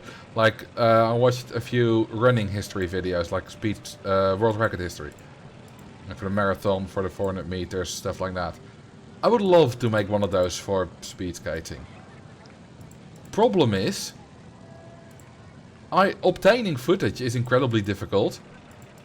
And even when footage is available, you immediately get copyright claimed. So I would put a lot of time, a lot of hours into something that I will make no money off. And if I was gonna spend a lot of hours into making something speed skating related, I would do it.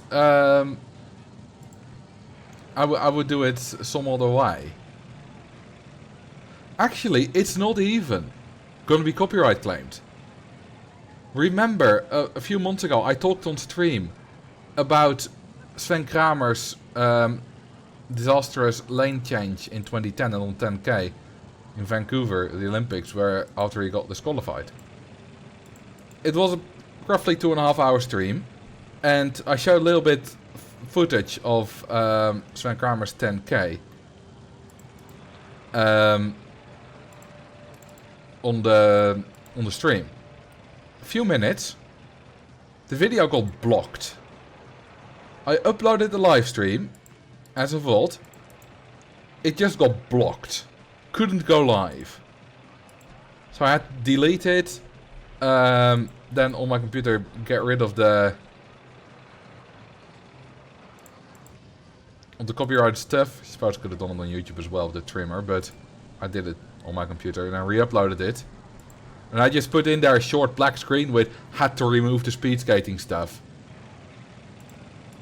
I don't know which stream it is anymore, but it's unfortunate.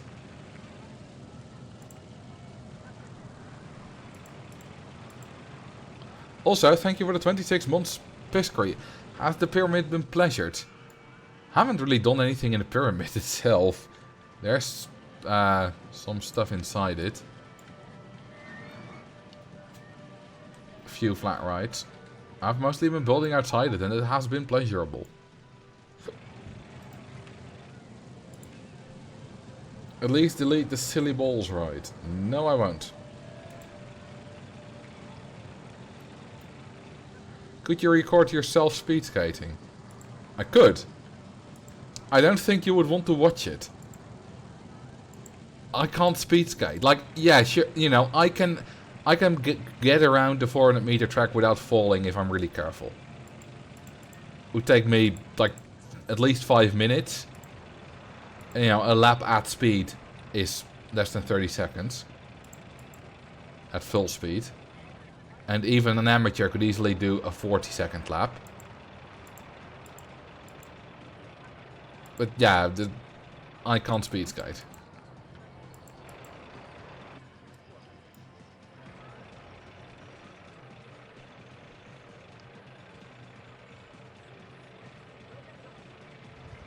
Sounds like speed skating really wants to grow in popularity doing things like that. I think it has also to do with the rights. Because it was an Olympics. I'm not sure if that's necessarily an ISU decision. ISU is the International Skating Union. There has been recently a congress of the ISU. And there were a couple of things that made it clear that they wanted to get more popularity, grow in popularity. I mean, I did commentary for them last season. That was the first season they ever did commentary on the ISU streams. And I did commentary on the ISU streams for some of them. So that was a new thing that they tried as well to grow a bit more in popularity. I don't know how well it worked. I didn't look at the numbers. I also didn't look at the numbers of previous years. So I don't know what effect it's had.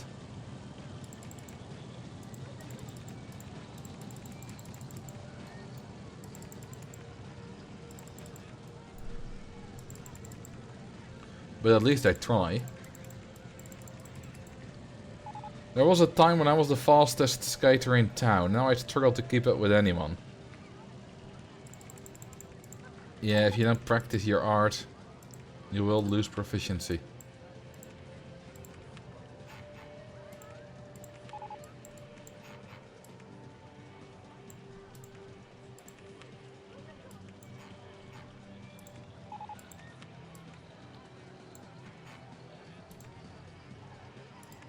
Right, let's test this stuff.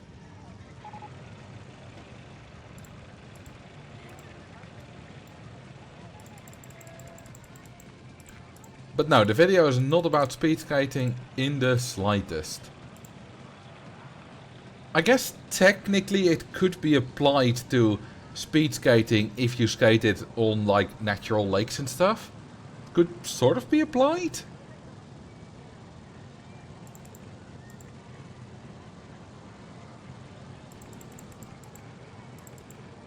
But that's not what it's about.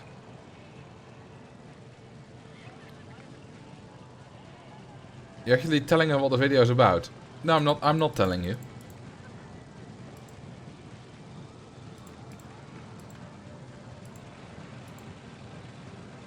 And you most likely won't get it either. Unless I start giving hints.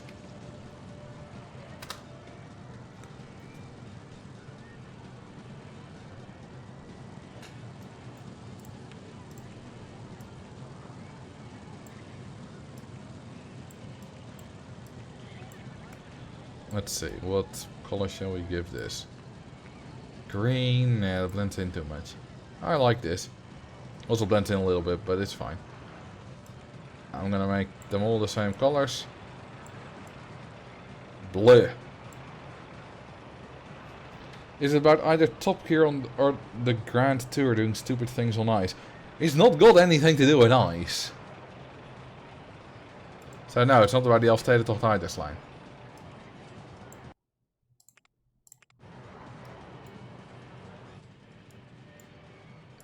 How much are we making a month? Did he playtest this?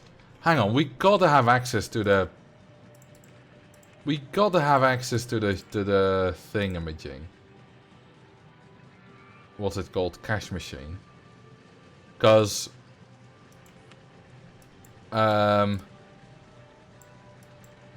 otherwise, how do you ever get to 15,000? I mean, I know how to, but...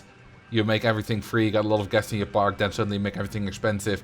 You'll get 15,000 for 1 month in ride ticket profit, that's the goal.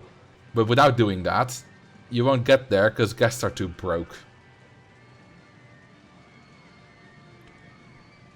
Is it a collab? I mean, not really. But my mom kind of helped write it. Or at least brainstorm the topic with me.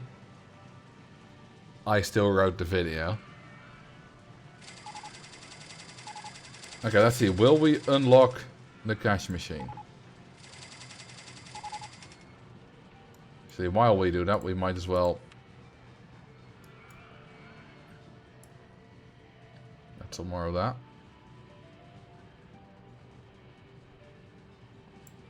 Because why not?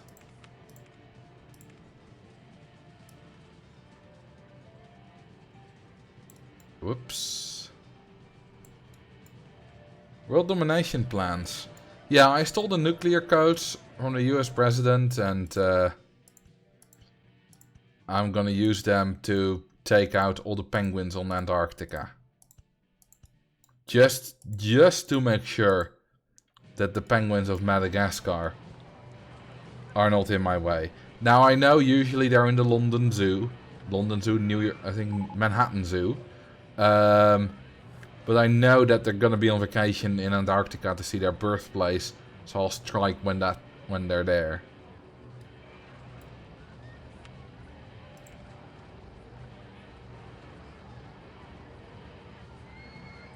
I think they live in Madagascar. Not in the animated series. In the animated series they live in the Manhattan Zoo. Actually, that's also where I believe they start in Penguins of Madagascar.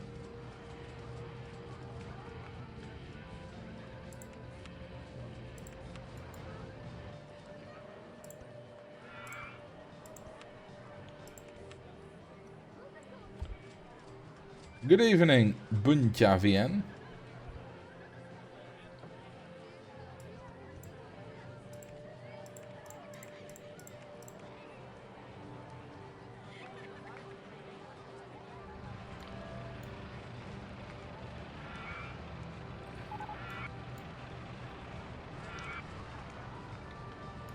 It's funny because in the movie, the Penguins of Madagascar, they don't intend to go to Madagascar. They intend to go to Antarctica. And they go there, and they're there, and they're like, well, this sucks, you know, freezing cold and stuff. And then they go to Madagascar.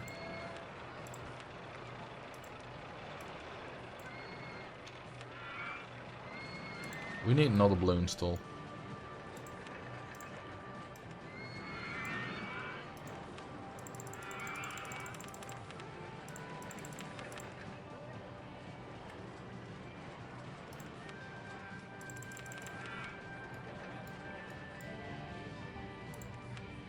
Okay, are we getting the cash machine? Burger bar. Souvenir stall. Pizza stall. Okay, we're on 8,000 now. It's not bad. But our guest count is heavily stagnating. We reached a little bit over 1,000 here.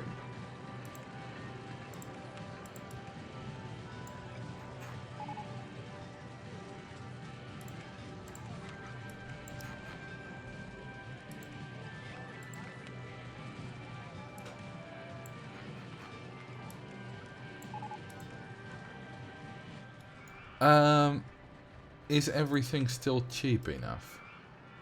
Let's see. Income. Only this one's too expensive.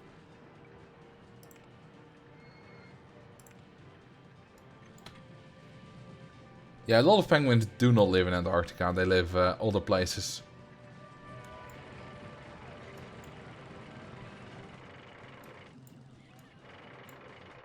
Lol, still got the chain lift sound. Hey mate, are you there to fix it? Yeah. Just do some stuff. That'll fix it. Yeah, hammer a little bit. Yeah. All done. Let's do something there. That's all done. Easy. Easy.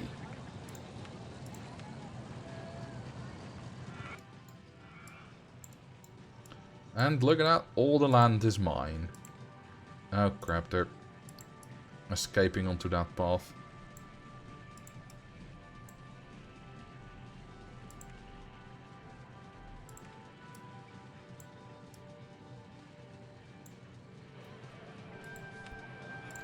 I need to relocate them. Otherwise they will suffer for eternity in the great expanse of nothingness. I also need to add some benches and bins.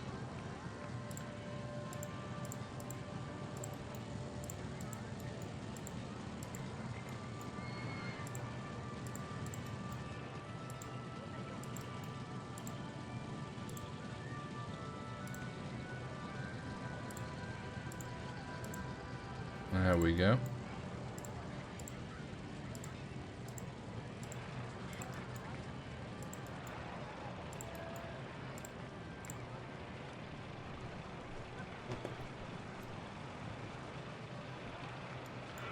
Okay, now there will be no more litter here. Well, there will still be vomit. Which counts as litter. Which is annoying.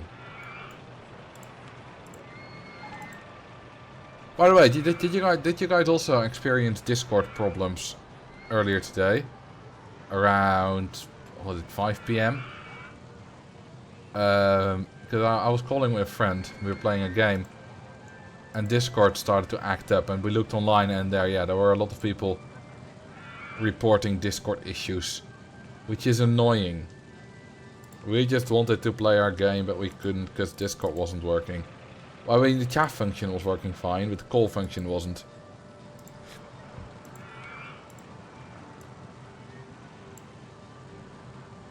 At least Twitch is working fine. Do you all remember that time years ago when I was streaming and Twitch just wasn't working? Like, a lot of people couldn't see the stream or couldn't even log in or something. Forgot about what exactly it was, but there was a lot of stuff wrong. Hey, thank you for the 44 months, Max. Welcome. Are the mouse cars running into each other? Yeah, they are. Doesn't really matter though at this stage of the ride, but yeah, they are. Welcome, Max. How you doing? We are playing Pleasure Pyramid. We were talking earlier about double standards between male behavior and female behavior. And when a girl does a boyish thing, it's usually seen as normal. When a boy does a girlish thing, it's usually seen as weird. Do you have any commentary on that? Any experience or something? Kinda curious. You were out for dinner, was it nice? speaking of out for dinner, you know what's weird? That it's the fact that it's weird to go out for dinner on your own is weird. I would not really feel very comfortable going to a restaurant on my own. Fast food is fine. But going to a proper restaurant feels a bit weird. Why should it?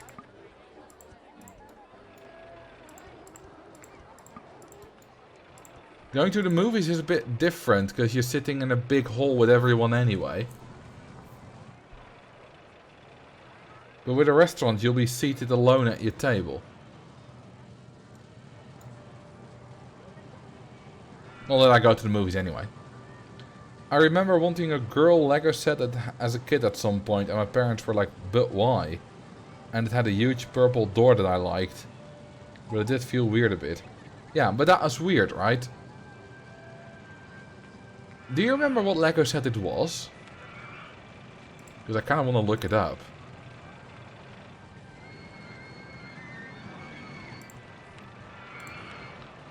I've gone out for dinner alone several times. But yeah, dinner is not just about the food, but that's a social event. You're alone, there's no social event. Fair enough. But if you live alone and you just want to eat nice food prepared by someone else, that can be reason enough to go to a restaurant. Like, you're a cook. You like cooking. Or, as you've recently learned, you like kokerellen. I don't. I can cook for myself, sure, but anything fancy I don't like making, because I don't really like cooking.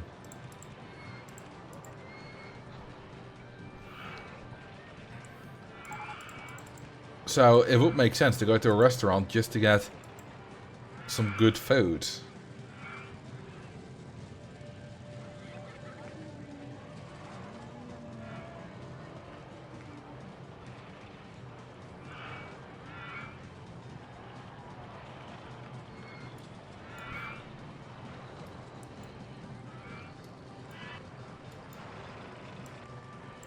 I don't... Actually, I do once remember my mom enforcing gender stereotypes on me. I don't blame her for it, and I think it was probably a good idea. Back when I was like 14 or so, 15. I was a little bit earlier even still. I was really into just the jungle. You know, tigers, lions, trees everywhere. I had my room decorated as well a lot. I even had hung actual branches from trees from the roof with string and stuff. I had a really cool room with a trap door instead of an actual door. And at some point I needed a new wallet. And we went to the store and I saw a wallet that was like very leopard, had some kind of leopard or jaguar print or something. And I was like, hey, that one's nice. And Mom was like, hey, you shouldn't do that. That's a woman's wallet. And in hindsight, yeah, she was probably right. And it probably would not have been a good idea. But that's still a gender stereotype thing. Now, of course, if I would get bullied for it, I don't know if I would, but let's say I would, then it's still a good idea of her to enforce that. That's why I don't blame her. But that's also kind of how these perpetuate. Because the only reason that I wasn't allowed that was because she assumed I would get bullied for it. And she was probably right. So, the only reason I couldn't have it is because the stereotype exists. Yet it still was a positive thing for me to not have it.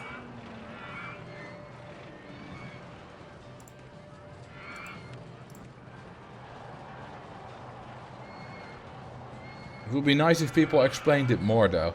I don't know if she did. It wasn't that important. I mean, important enough that I still remember it, I guess. But maybe she did. I don't know.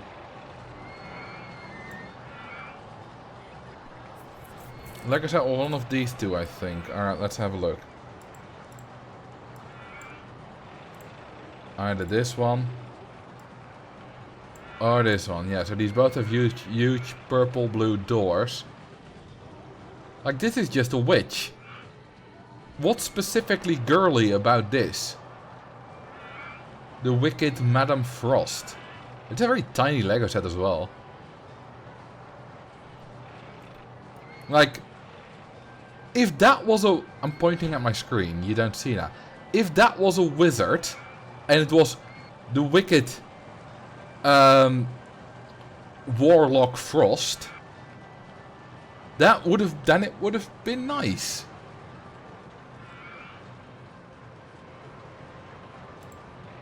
Same with this. I mean, this is basically the same set, but slightly different. I mean, it's obviously part of the same thing. The tinderbox. Again, if that was a warlock instead of a madam. The girl isn't ridiculously proportioned in a pointlessly sexy pose, so it's girly. Oh yeah, if they're super sexualized, it's suddenly fine. Girls can't be the default option, it's special and weird. It's same with everything that's not cis white hetero man. Like, if you have a gay couple in your romance story, suddenly it's pushing the gay agenda down our throat. It's same like in Harry Potter. A lot of people have a problem with a Chinese girl naming Cho Chang and an Indian girl being named Pravati Patil, because it's a very stereotypical name. At the same time, the werewolf character is literally called Remus Lupus. Lupin. Lupus in Dutch. And the Irish character is called Seamus Finnegan.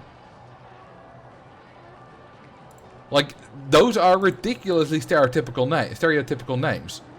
But because they're good English people, or British people, I guess, you know, white British people, it's fine.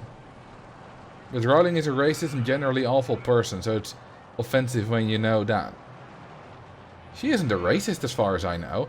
There's the whole turf stuff, which is not nice, but a racist? Honestly, the only criticisms I see of J.K. Rowling being racist are just people wanting to hate her because she does other bad stuff. And it's fine to hate her for the other bad stuff. Of course. But that doesn't mean that suddenly naming a Chinese character Cho Chang is racist.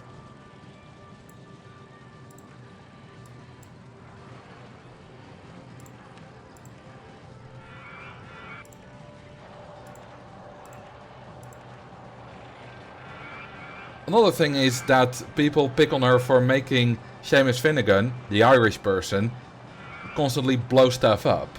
Because Irish car bombs in the English versus Irish troubles and stuff were a thing.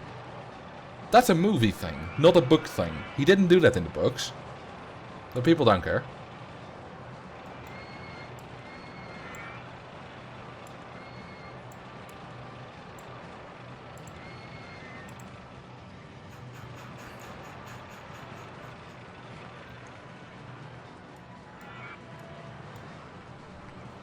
There are plenty of people who criticize Harry Potter for those names as well.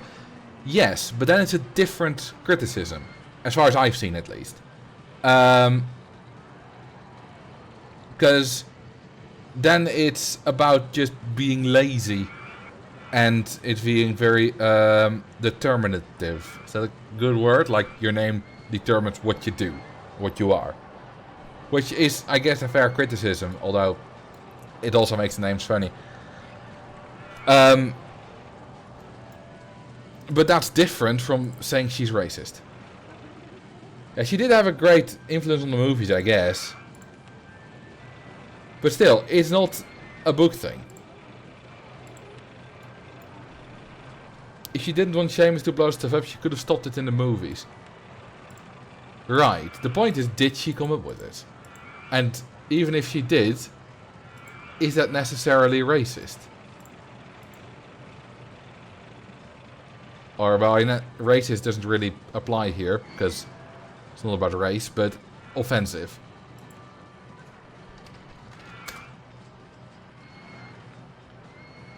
Because that's also a thing. If that's now suddenly racist or offensive, that means that you can't have Irish people blow up stuff in any kind of media.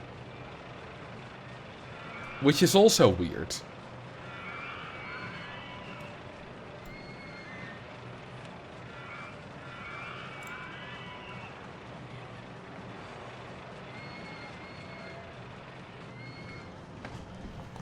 People also, for example, get annoyed that Cho Chang is smart because she's Asian. Yeah, but she's also very good at Quidditch. So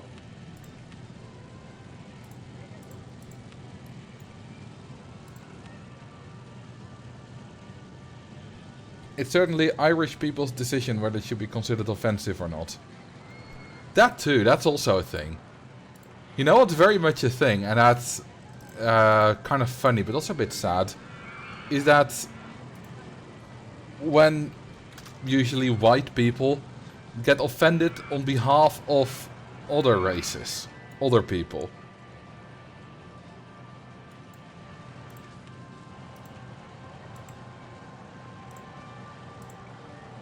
Which is weird.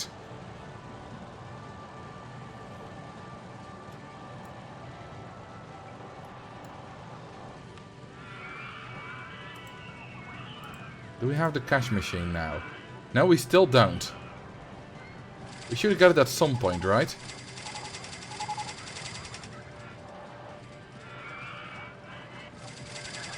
Sunglasses. Cash machine. Finally!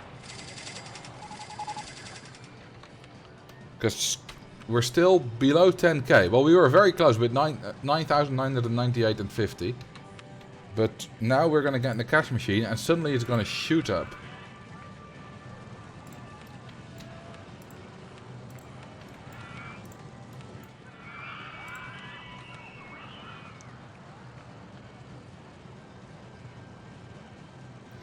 I do know for a fact that a lot of Chinese people, especially Chinese people who emigrated or were born in countries like the US, consider the smart stereotype racist because culturally it does cause a lot of issues for Chinese children.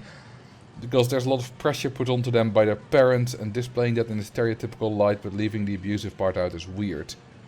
Fair enough.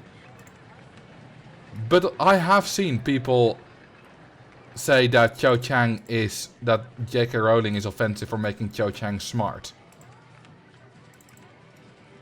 Which indicates that Asian people can't be smart in media, because then it's racist. And that was not even the core thing of her character anyway.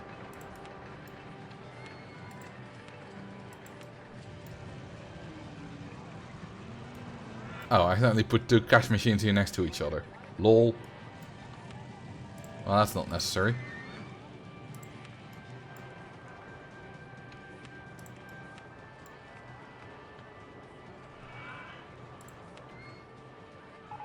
I hate it when people say Hufflepuff is the stoner house. Hufflepuffs were characterized as hardworking, so it doesn't seem to really fit the stereotype. Ravenclaw is closer to the stoner house.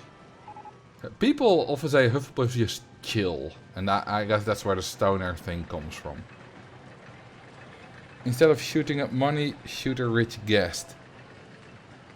We don't really have rich guests, because the maximum they can have, unless I pull some really weird tricks, is 70. Or 60 actually, what they spawn with. Well, now 70, because when they have 20 they might go to a cash machine. So if someone has between 10 and 20 when they go to a cash machine, they'll have more than 60. So this guy just used it, but he had less than 10. Let's keep a watch on it. Which one's the most popular? That one's also using it. Also less than 10. That one's quite popular. We're gonna keep an eye on this. Okay, you. Ah! That one's gonna be rich. 6740. Good enough for me.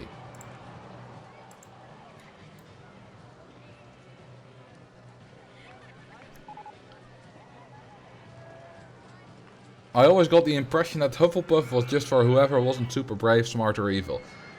That is mostly probably because there is, you know, you have evil is very easy to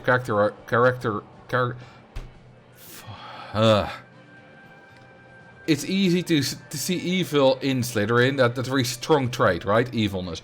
Braveness, Gryffindor, of course, all our main characters are in Gryffindor, so we learn a lot about that. Smart is also evil. It's also easy. But loyal and hardworking is less easy. Also, in one of the opening songs of the Sorting Hat, probably the first book, it's something like Gryffindor took the brave, Slytherin took the ambitious and cunning, Ravenclaw took the smart people, and Hufflepuff took the rest.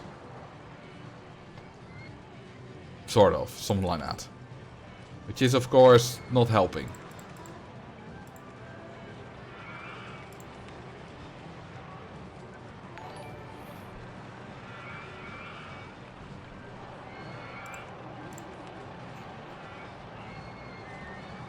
Thank you for the follow, Builder at Work.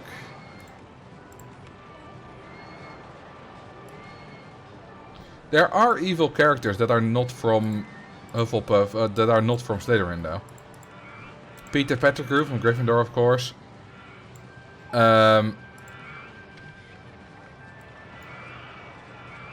You had, what's he called?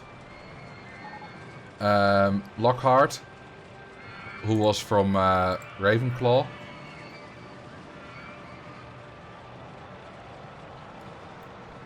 I'm not... There was one from Hufflepuff as well. I'm not sure who.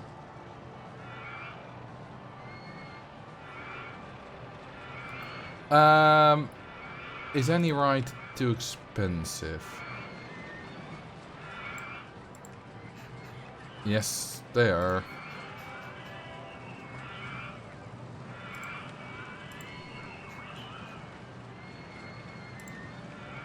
Okay, that one's just broken down.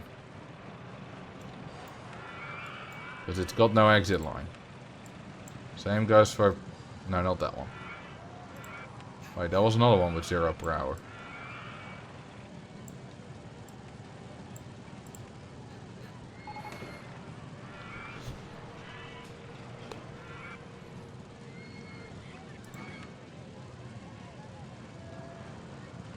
I think it's just too expensive. Yeah, I got only one customer. Because I just made it too expensive. Whoopsie.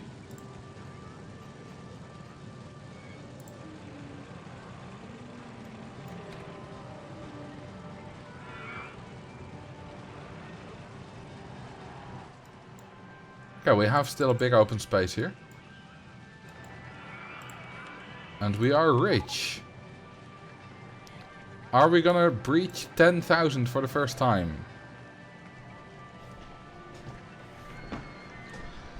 Hot take about Harry Potter, by the way. Well, maybe not that hot. I've seen it before, but I don't like Dobby.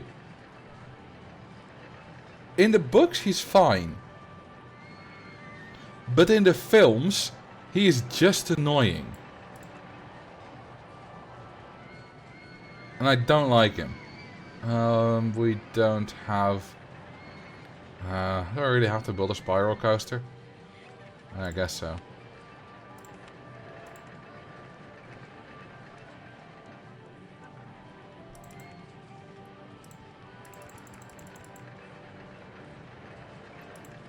I forgot this school was feeling proud for enslaving an entire race. Yeah. Well, not really the school. More so the entire goddamn wizarding world.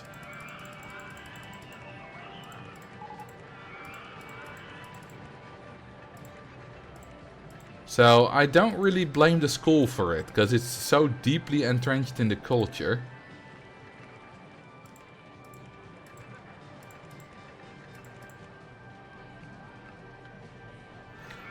My hot take for the movies is I like the first ones the most, don't really care about it by the last three.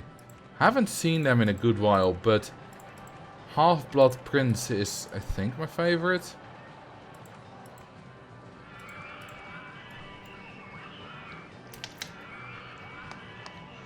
Alright, let's have a drink of water.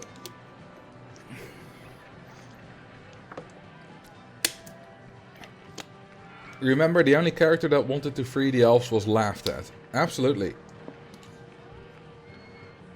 And that's... I think it's written in a very interesting way. And of course, it's an allegory for slavery. But if you asked black people, do you want to be free? Of course they would want to be. I mean, maybe some wouldn't, but generally, yes. If you ask house elves, do you want to be free? Most don't want to. So that's kind of what makes it different. Because it's a whole magical thing that they're bound to be enslaved or something.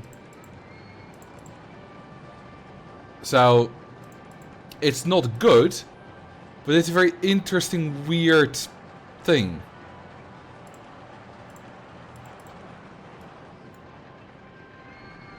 Wasn't the bank run by extremely anti-Semitic caricatures too? People say that the goblins are anti-Semitic, but the goblin with the long nose and being all about money has been a thing long before 1900.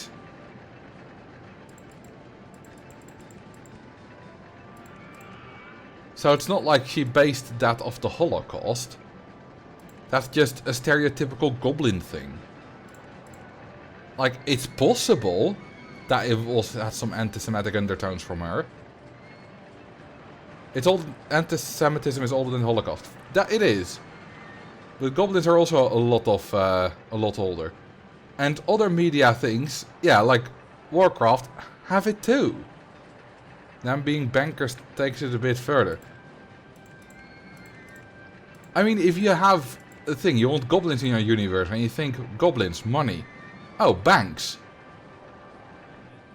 That's not a stretch to me.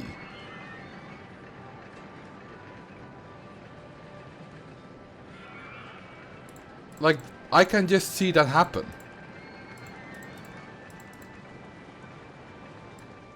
So I'm not saying it definitely isn't. I'm also saying there's no real evidence to me that it is. Very much a jumping to conclusions thing.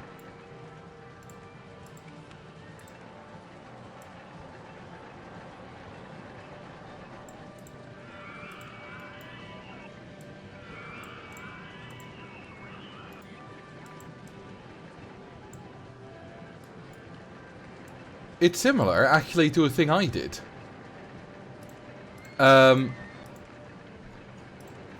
Remember my video about the most profitable roller coaster? Marcel's most profitable ride. Or no, I think it was Throughput actually. Yeah, that one. So, you might already see the shape here. Yeah, it looks a bit like a swastika, doesn't it? I didn't notice. Until I had finished the video, I didn't notice. And I thought I thought it was a silly reason to re-edit it and put like some more effort into it, because there were quite a few shots this was in, and I thought that was a silly reason to do it again. This is just a very common queue line shape that happened to be mirrored in 4 directions. So it's very easy to do this stuff accidentally. And there was actually, you know, some dudes in the comments being like, haha, swastika. Which is a bit annoying, but it's fine. There was one dude who actually was convinced I did this as a secret anti-Semitic message. Like me being a secret Nazi. I'm like, what? Are you serious?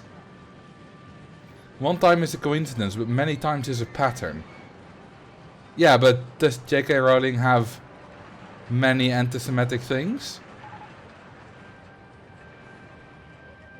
Like, the goblins is one thing. I suppose there's a Jewish character called Anthony Goldstein, but that's also just a common Jewish name.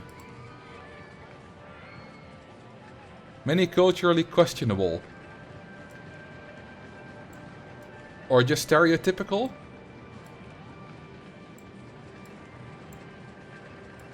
Again, I'm saying it could be. But it's also maybe more now culturally questionable, and when she wrote it 25 years ago, that was not, you know, less culturally questionable. Just like calling someone gay, as just a general bad word, was very normal when I was in high school. Doesn't make it right, of course not, but it's also very normal. So if someone used that as a term for a bad thing, which I did as a teen, that doesn't mean I'm a bad person, because that was just what everyone did, right?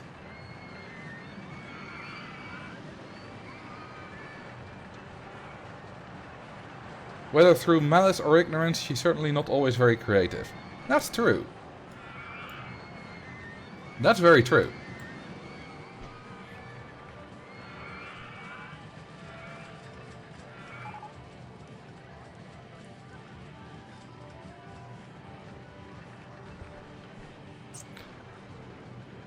Joanne has on many occasions defended her writing of the past in the present. I do wonder how she defends it. Because it could be bad. Could also be like, yeah, I wrote it like that and I stand by it even though I might not now. Although, considering how she's acted lately, I don't think it would be like that.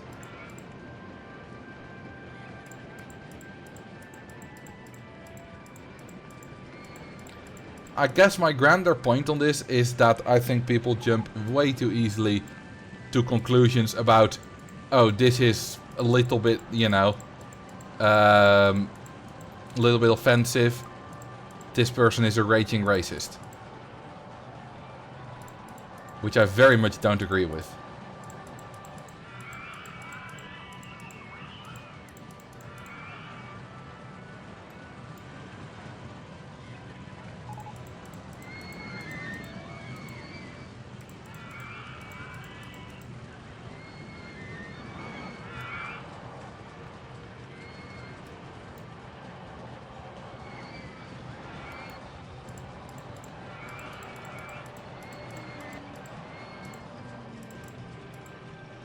Okay, so yeah, it's not been in a good way. I mean, I would still have to see those interviews or whatever way she said it for myself to judge. Because right now I'm just hearing it's not good, which, fair enough. But I would need to see it for myself to judge. Because plenty of times before I've seen people make claims about all kinds of people being terrible, and then turns out they weren't.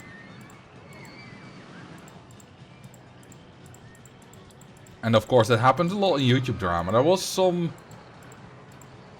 animation YouTuber who made a video about, I think, her experience with eating issues, disorders, and kind of her commentary on diet and stuff. And at some point she said kind of, just eat whatever you want.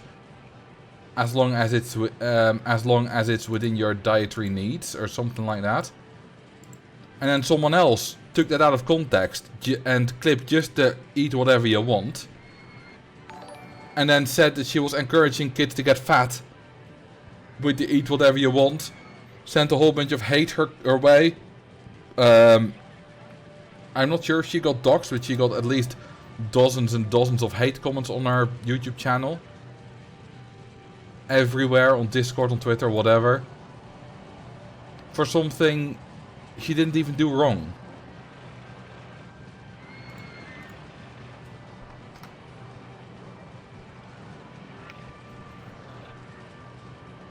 And for me it's as well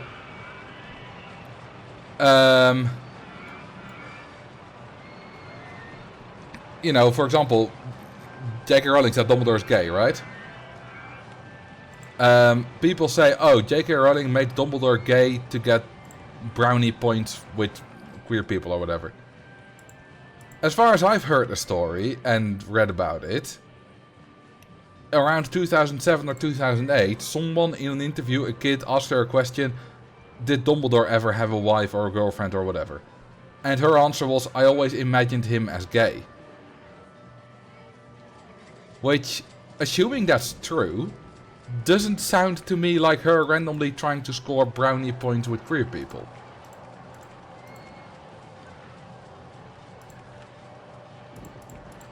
That just sounds like an honest thing to me.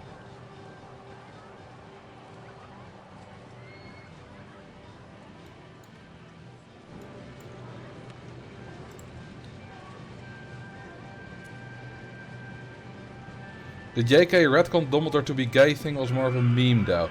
Oh, I've seen it definitely. I've seen it definitely. You know, it's... You know, when she went off the rails with all TERF thing and stuff and anti-trans thing, people were looking for any excuse to hate on her. And, you know, queer people are part, trans people are part of the LGBT community. So hating on her because she just made Dumbledore gay for the brownie points was very popular. At least on Reddit. Because I'm on Reddit too much.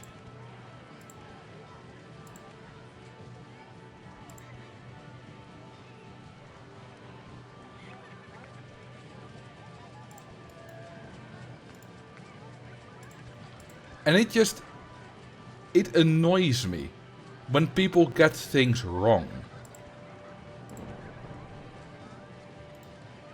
This is not even so much for me to determine whether J.K. Rowling is a good or a bad person. This is more just for me for people getting things wrong, and that is kind of a strong sense I have. I hate it when people get things like that wrong. Like, if they not if they make a mistake. Like, I don't know, if you're trying to do math and you make a mistake, or you build a terrible coaster in Roller Coaster Tycoon, you get that wrong. You know, I don't care. I'll gladly teach you if I can. But if someone claims a fact to be true, well, it just isn't. And not just in, ooh, you know, did you know that whales can do this? But more of a, like, this person said this, or this works like this. It's a bit... I very much can't have that. And I even saw this today. Someone commented. You know, I made a video about busting myths, right? In my video about myth busting, I tackled the myth that some rides can crash in corners. Because it's a very popular thing that to say that, yeah, my bobsled went too fast in the corner and it crashed. Or my side friction coaster crashed, dinghy slide. They can't. There is one ride that can crash in corners, which is the ghost train / haunted mansion ride. That one can, but no roller coaster can. Today, I got a comment on that video that said, paraphrased of course, I don't know it by heart exactly, that said, I can see where the myth about the bobsled crashing in turns comes from. Because they did that in RCT1. No, they didn't. No, they didn't. I did multiple tests in RCT1 for that video.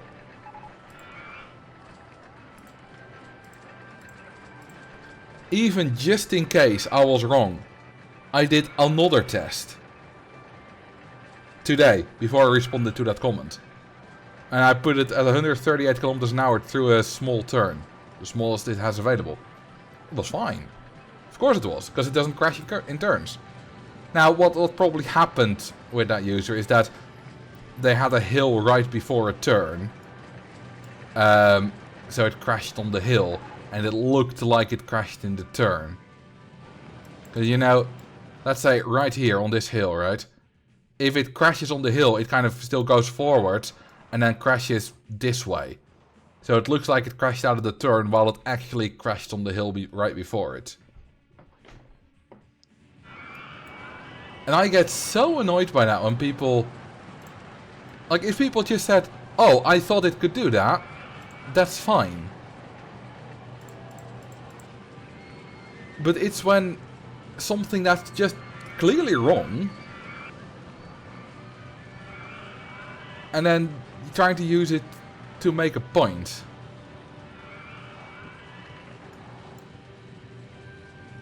It's more so when it's, you know, when it's used to make a point. If it's just a wrong fact, I'm fine, usually. But if you try to use it to make a point... Because everyone gets things wrong. Now, the hypocritical thing is... I also have use wrong facts to make points. I don't realize it, because I don't know that they're wrong, but everyone does it. So it's a bit hypocritical, I should hate myself for it too. The thing is, I don't know when I do it. Well, sometimes I find out and I do get annoyed with myself.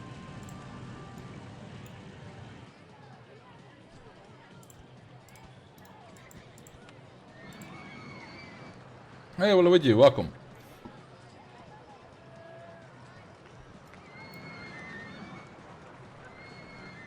With the Dumbledore's gay conversation, what people are annoyed about is that this is something not found in any of the books. It seems to be something she didn't put too much thought in until after the publishing of the books. I mean, that was his kind of obsession with Grindelwald, but even discounting that, if she thinks as Dumbledore as gay, and because of that doesn't write him getting into any relationship with a woman, why is that wrong? If a character is gay, why do they need to signify that they are gay?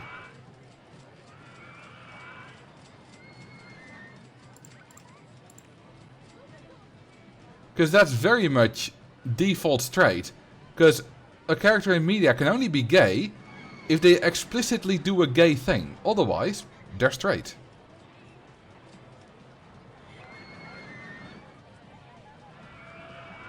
That's sort of what that leads to, right? Because I guarantee you there's a load about a whole lot of characters that J.K. Rowling thought about but never put in the books. Which is from a whole lot of mundane things. It might be things like, oh, Seamus Finnegan's mom was a teacher. Or, you know, Dean Thomas's dad has a beard. Something like that.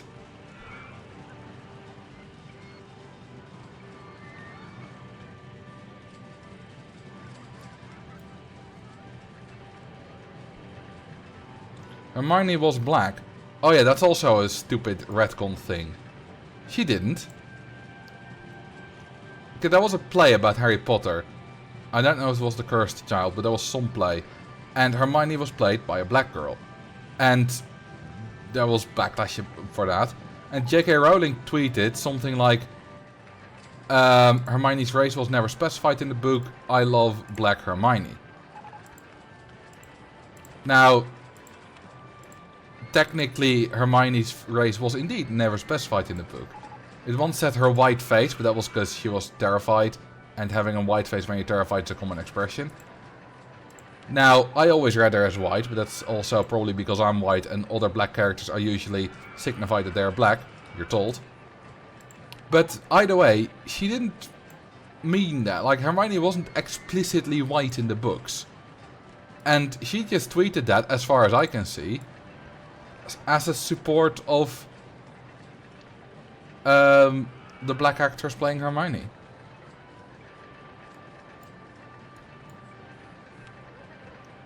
I don't see an issue there.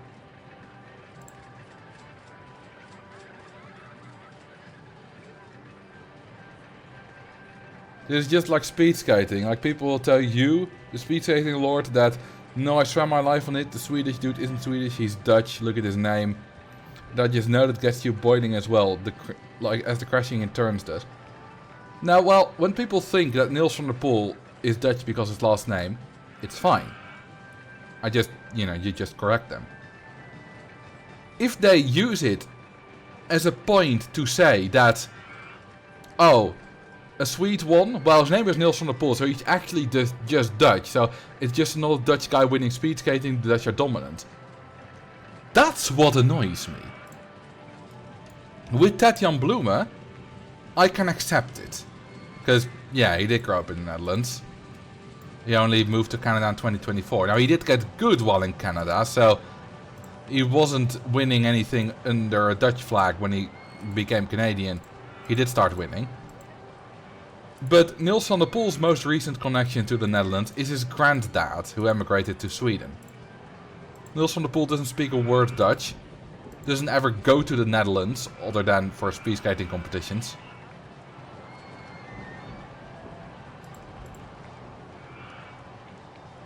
So, that's... So it depends. If you just get it wrong, you think he's Dutch, fine, of course. Makes a lot of sense. If you use it to make a point about how Dutch speed skaters are dominant, then I don't like it. Also, if you want to make that point, there are better ways to do it.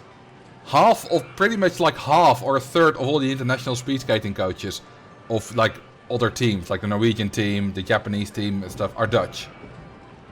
That's a good way to make that point. Very good way to make that point.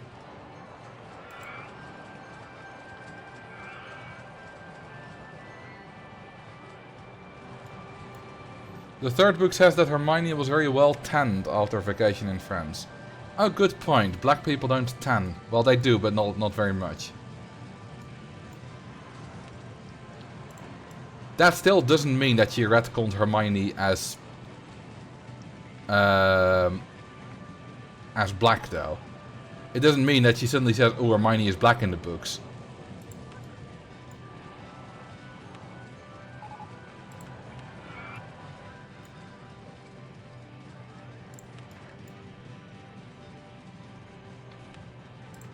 Yeah, they do tan, but as far as I know, not as much.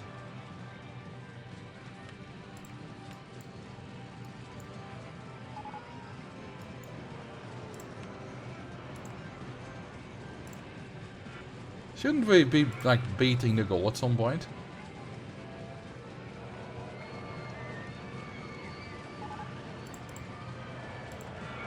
Because we have a lot more guests in the park now. I guess we've kind of hit the limit on the rides. Also, hang on, I missed that. Thank you for the Prime sub. Zonu. I should just be building some more rides. How about with some path?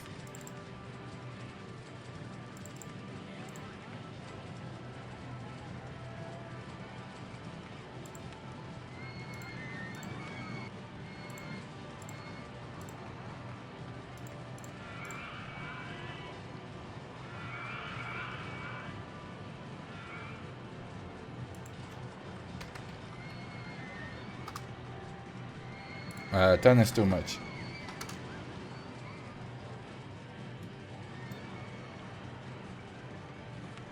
Yeah, I mean, it's kind of obvious that Hermione isn't black, but it's technically never specified she's white, but, you know, the looking like a panda thing, it's pretty obvious, but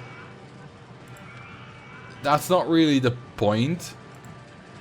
The point is that J.K. Rowling didn't retcon her as black.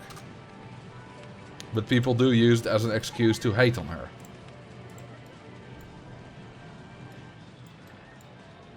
At least I don't read it that way.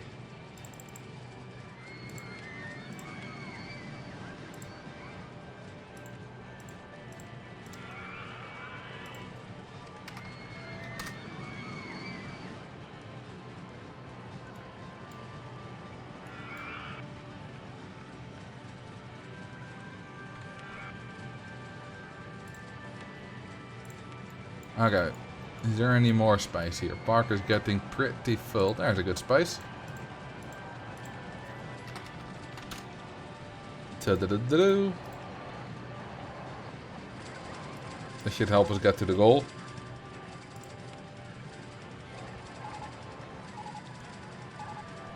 Also, we should probably tone down the conversation a bit about dog whistles and neo-Nazis.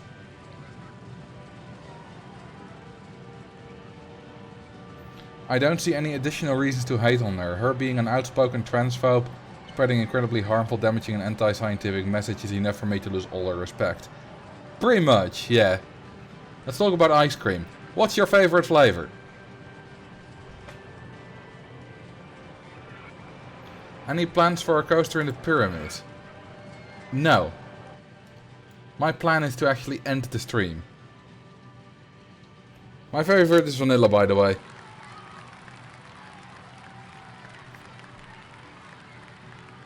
Because we have beaten the goal. That's not why my favorite ice cream is vanilla. I was splitting up 2 sentences. Goal reached. Hell yeah.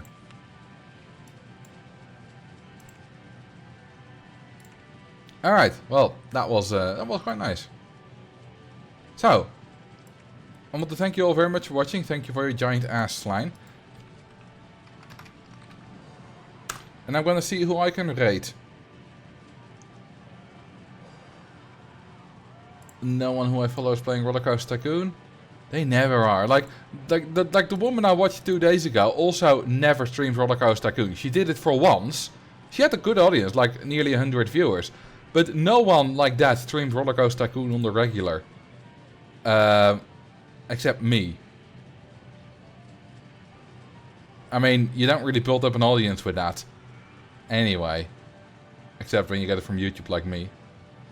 There are a lot of people streaming it right now, though. Who shall I rate? Why is this one blurred? Oh, I'm not gonna do that one then. How about this is neat? Or, no, TB is neat. It's apparently pride friendly.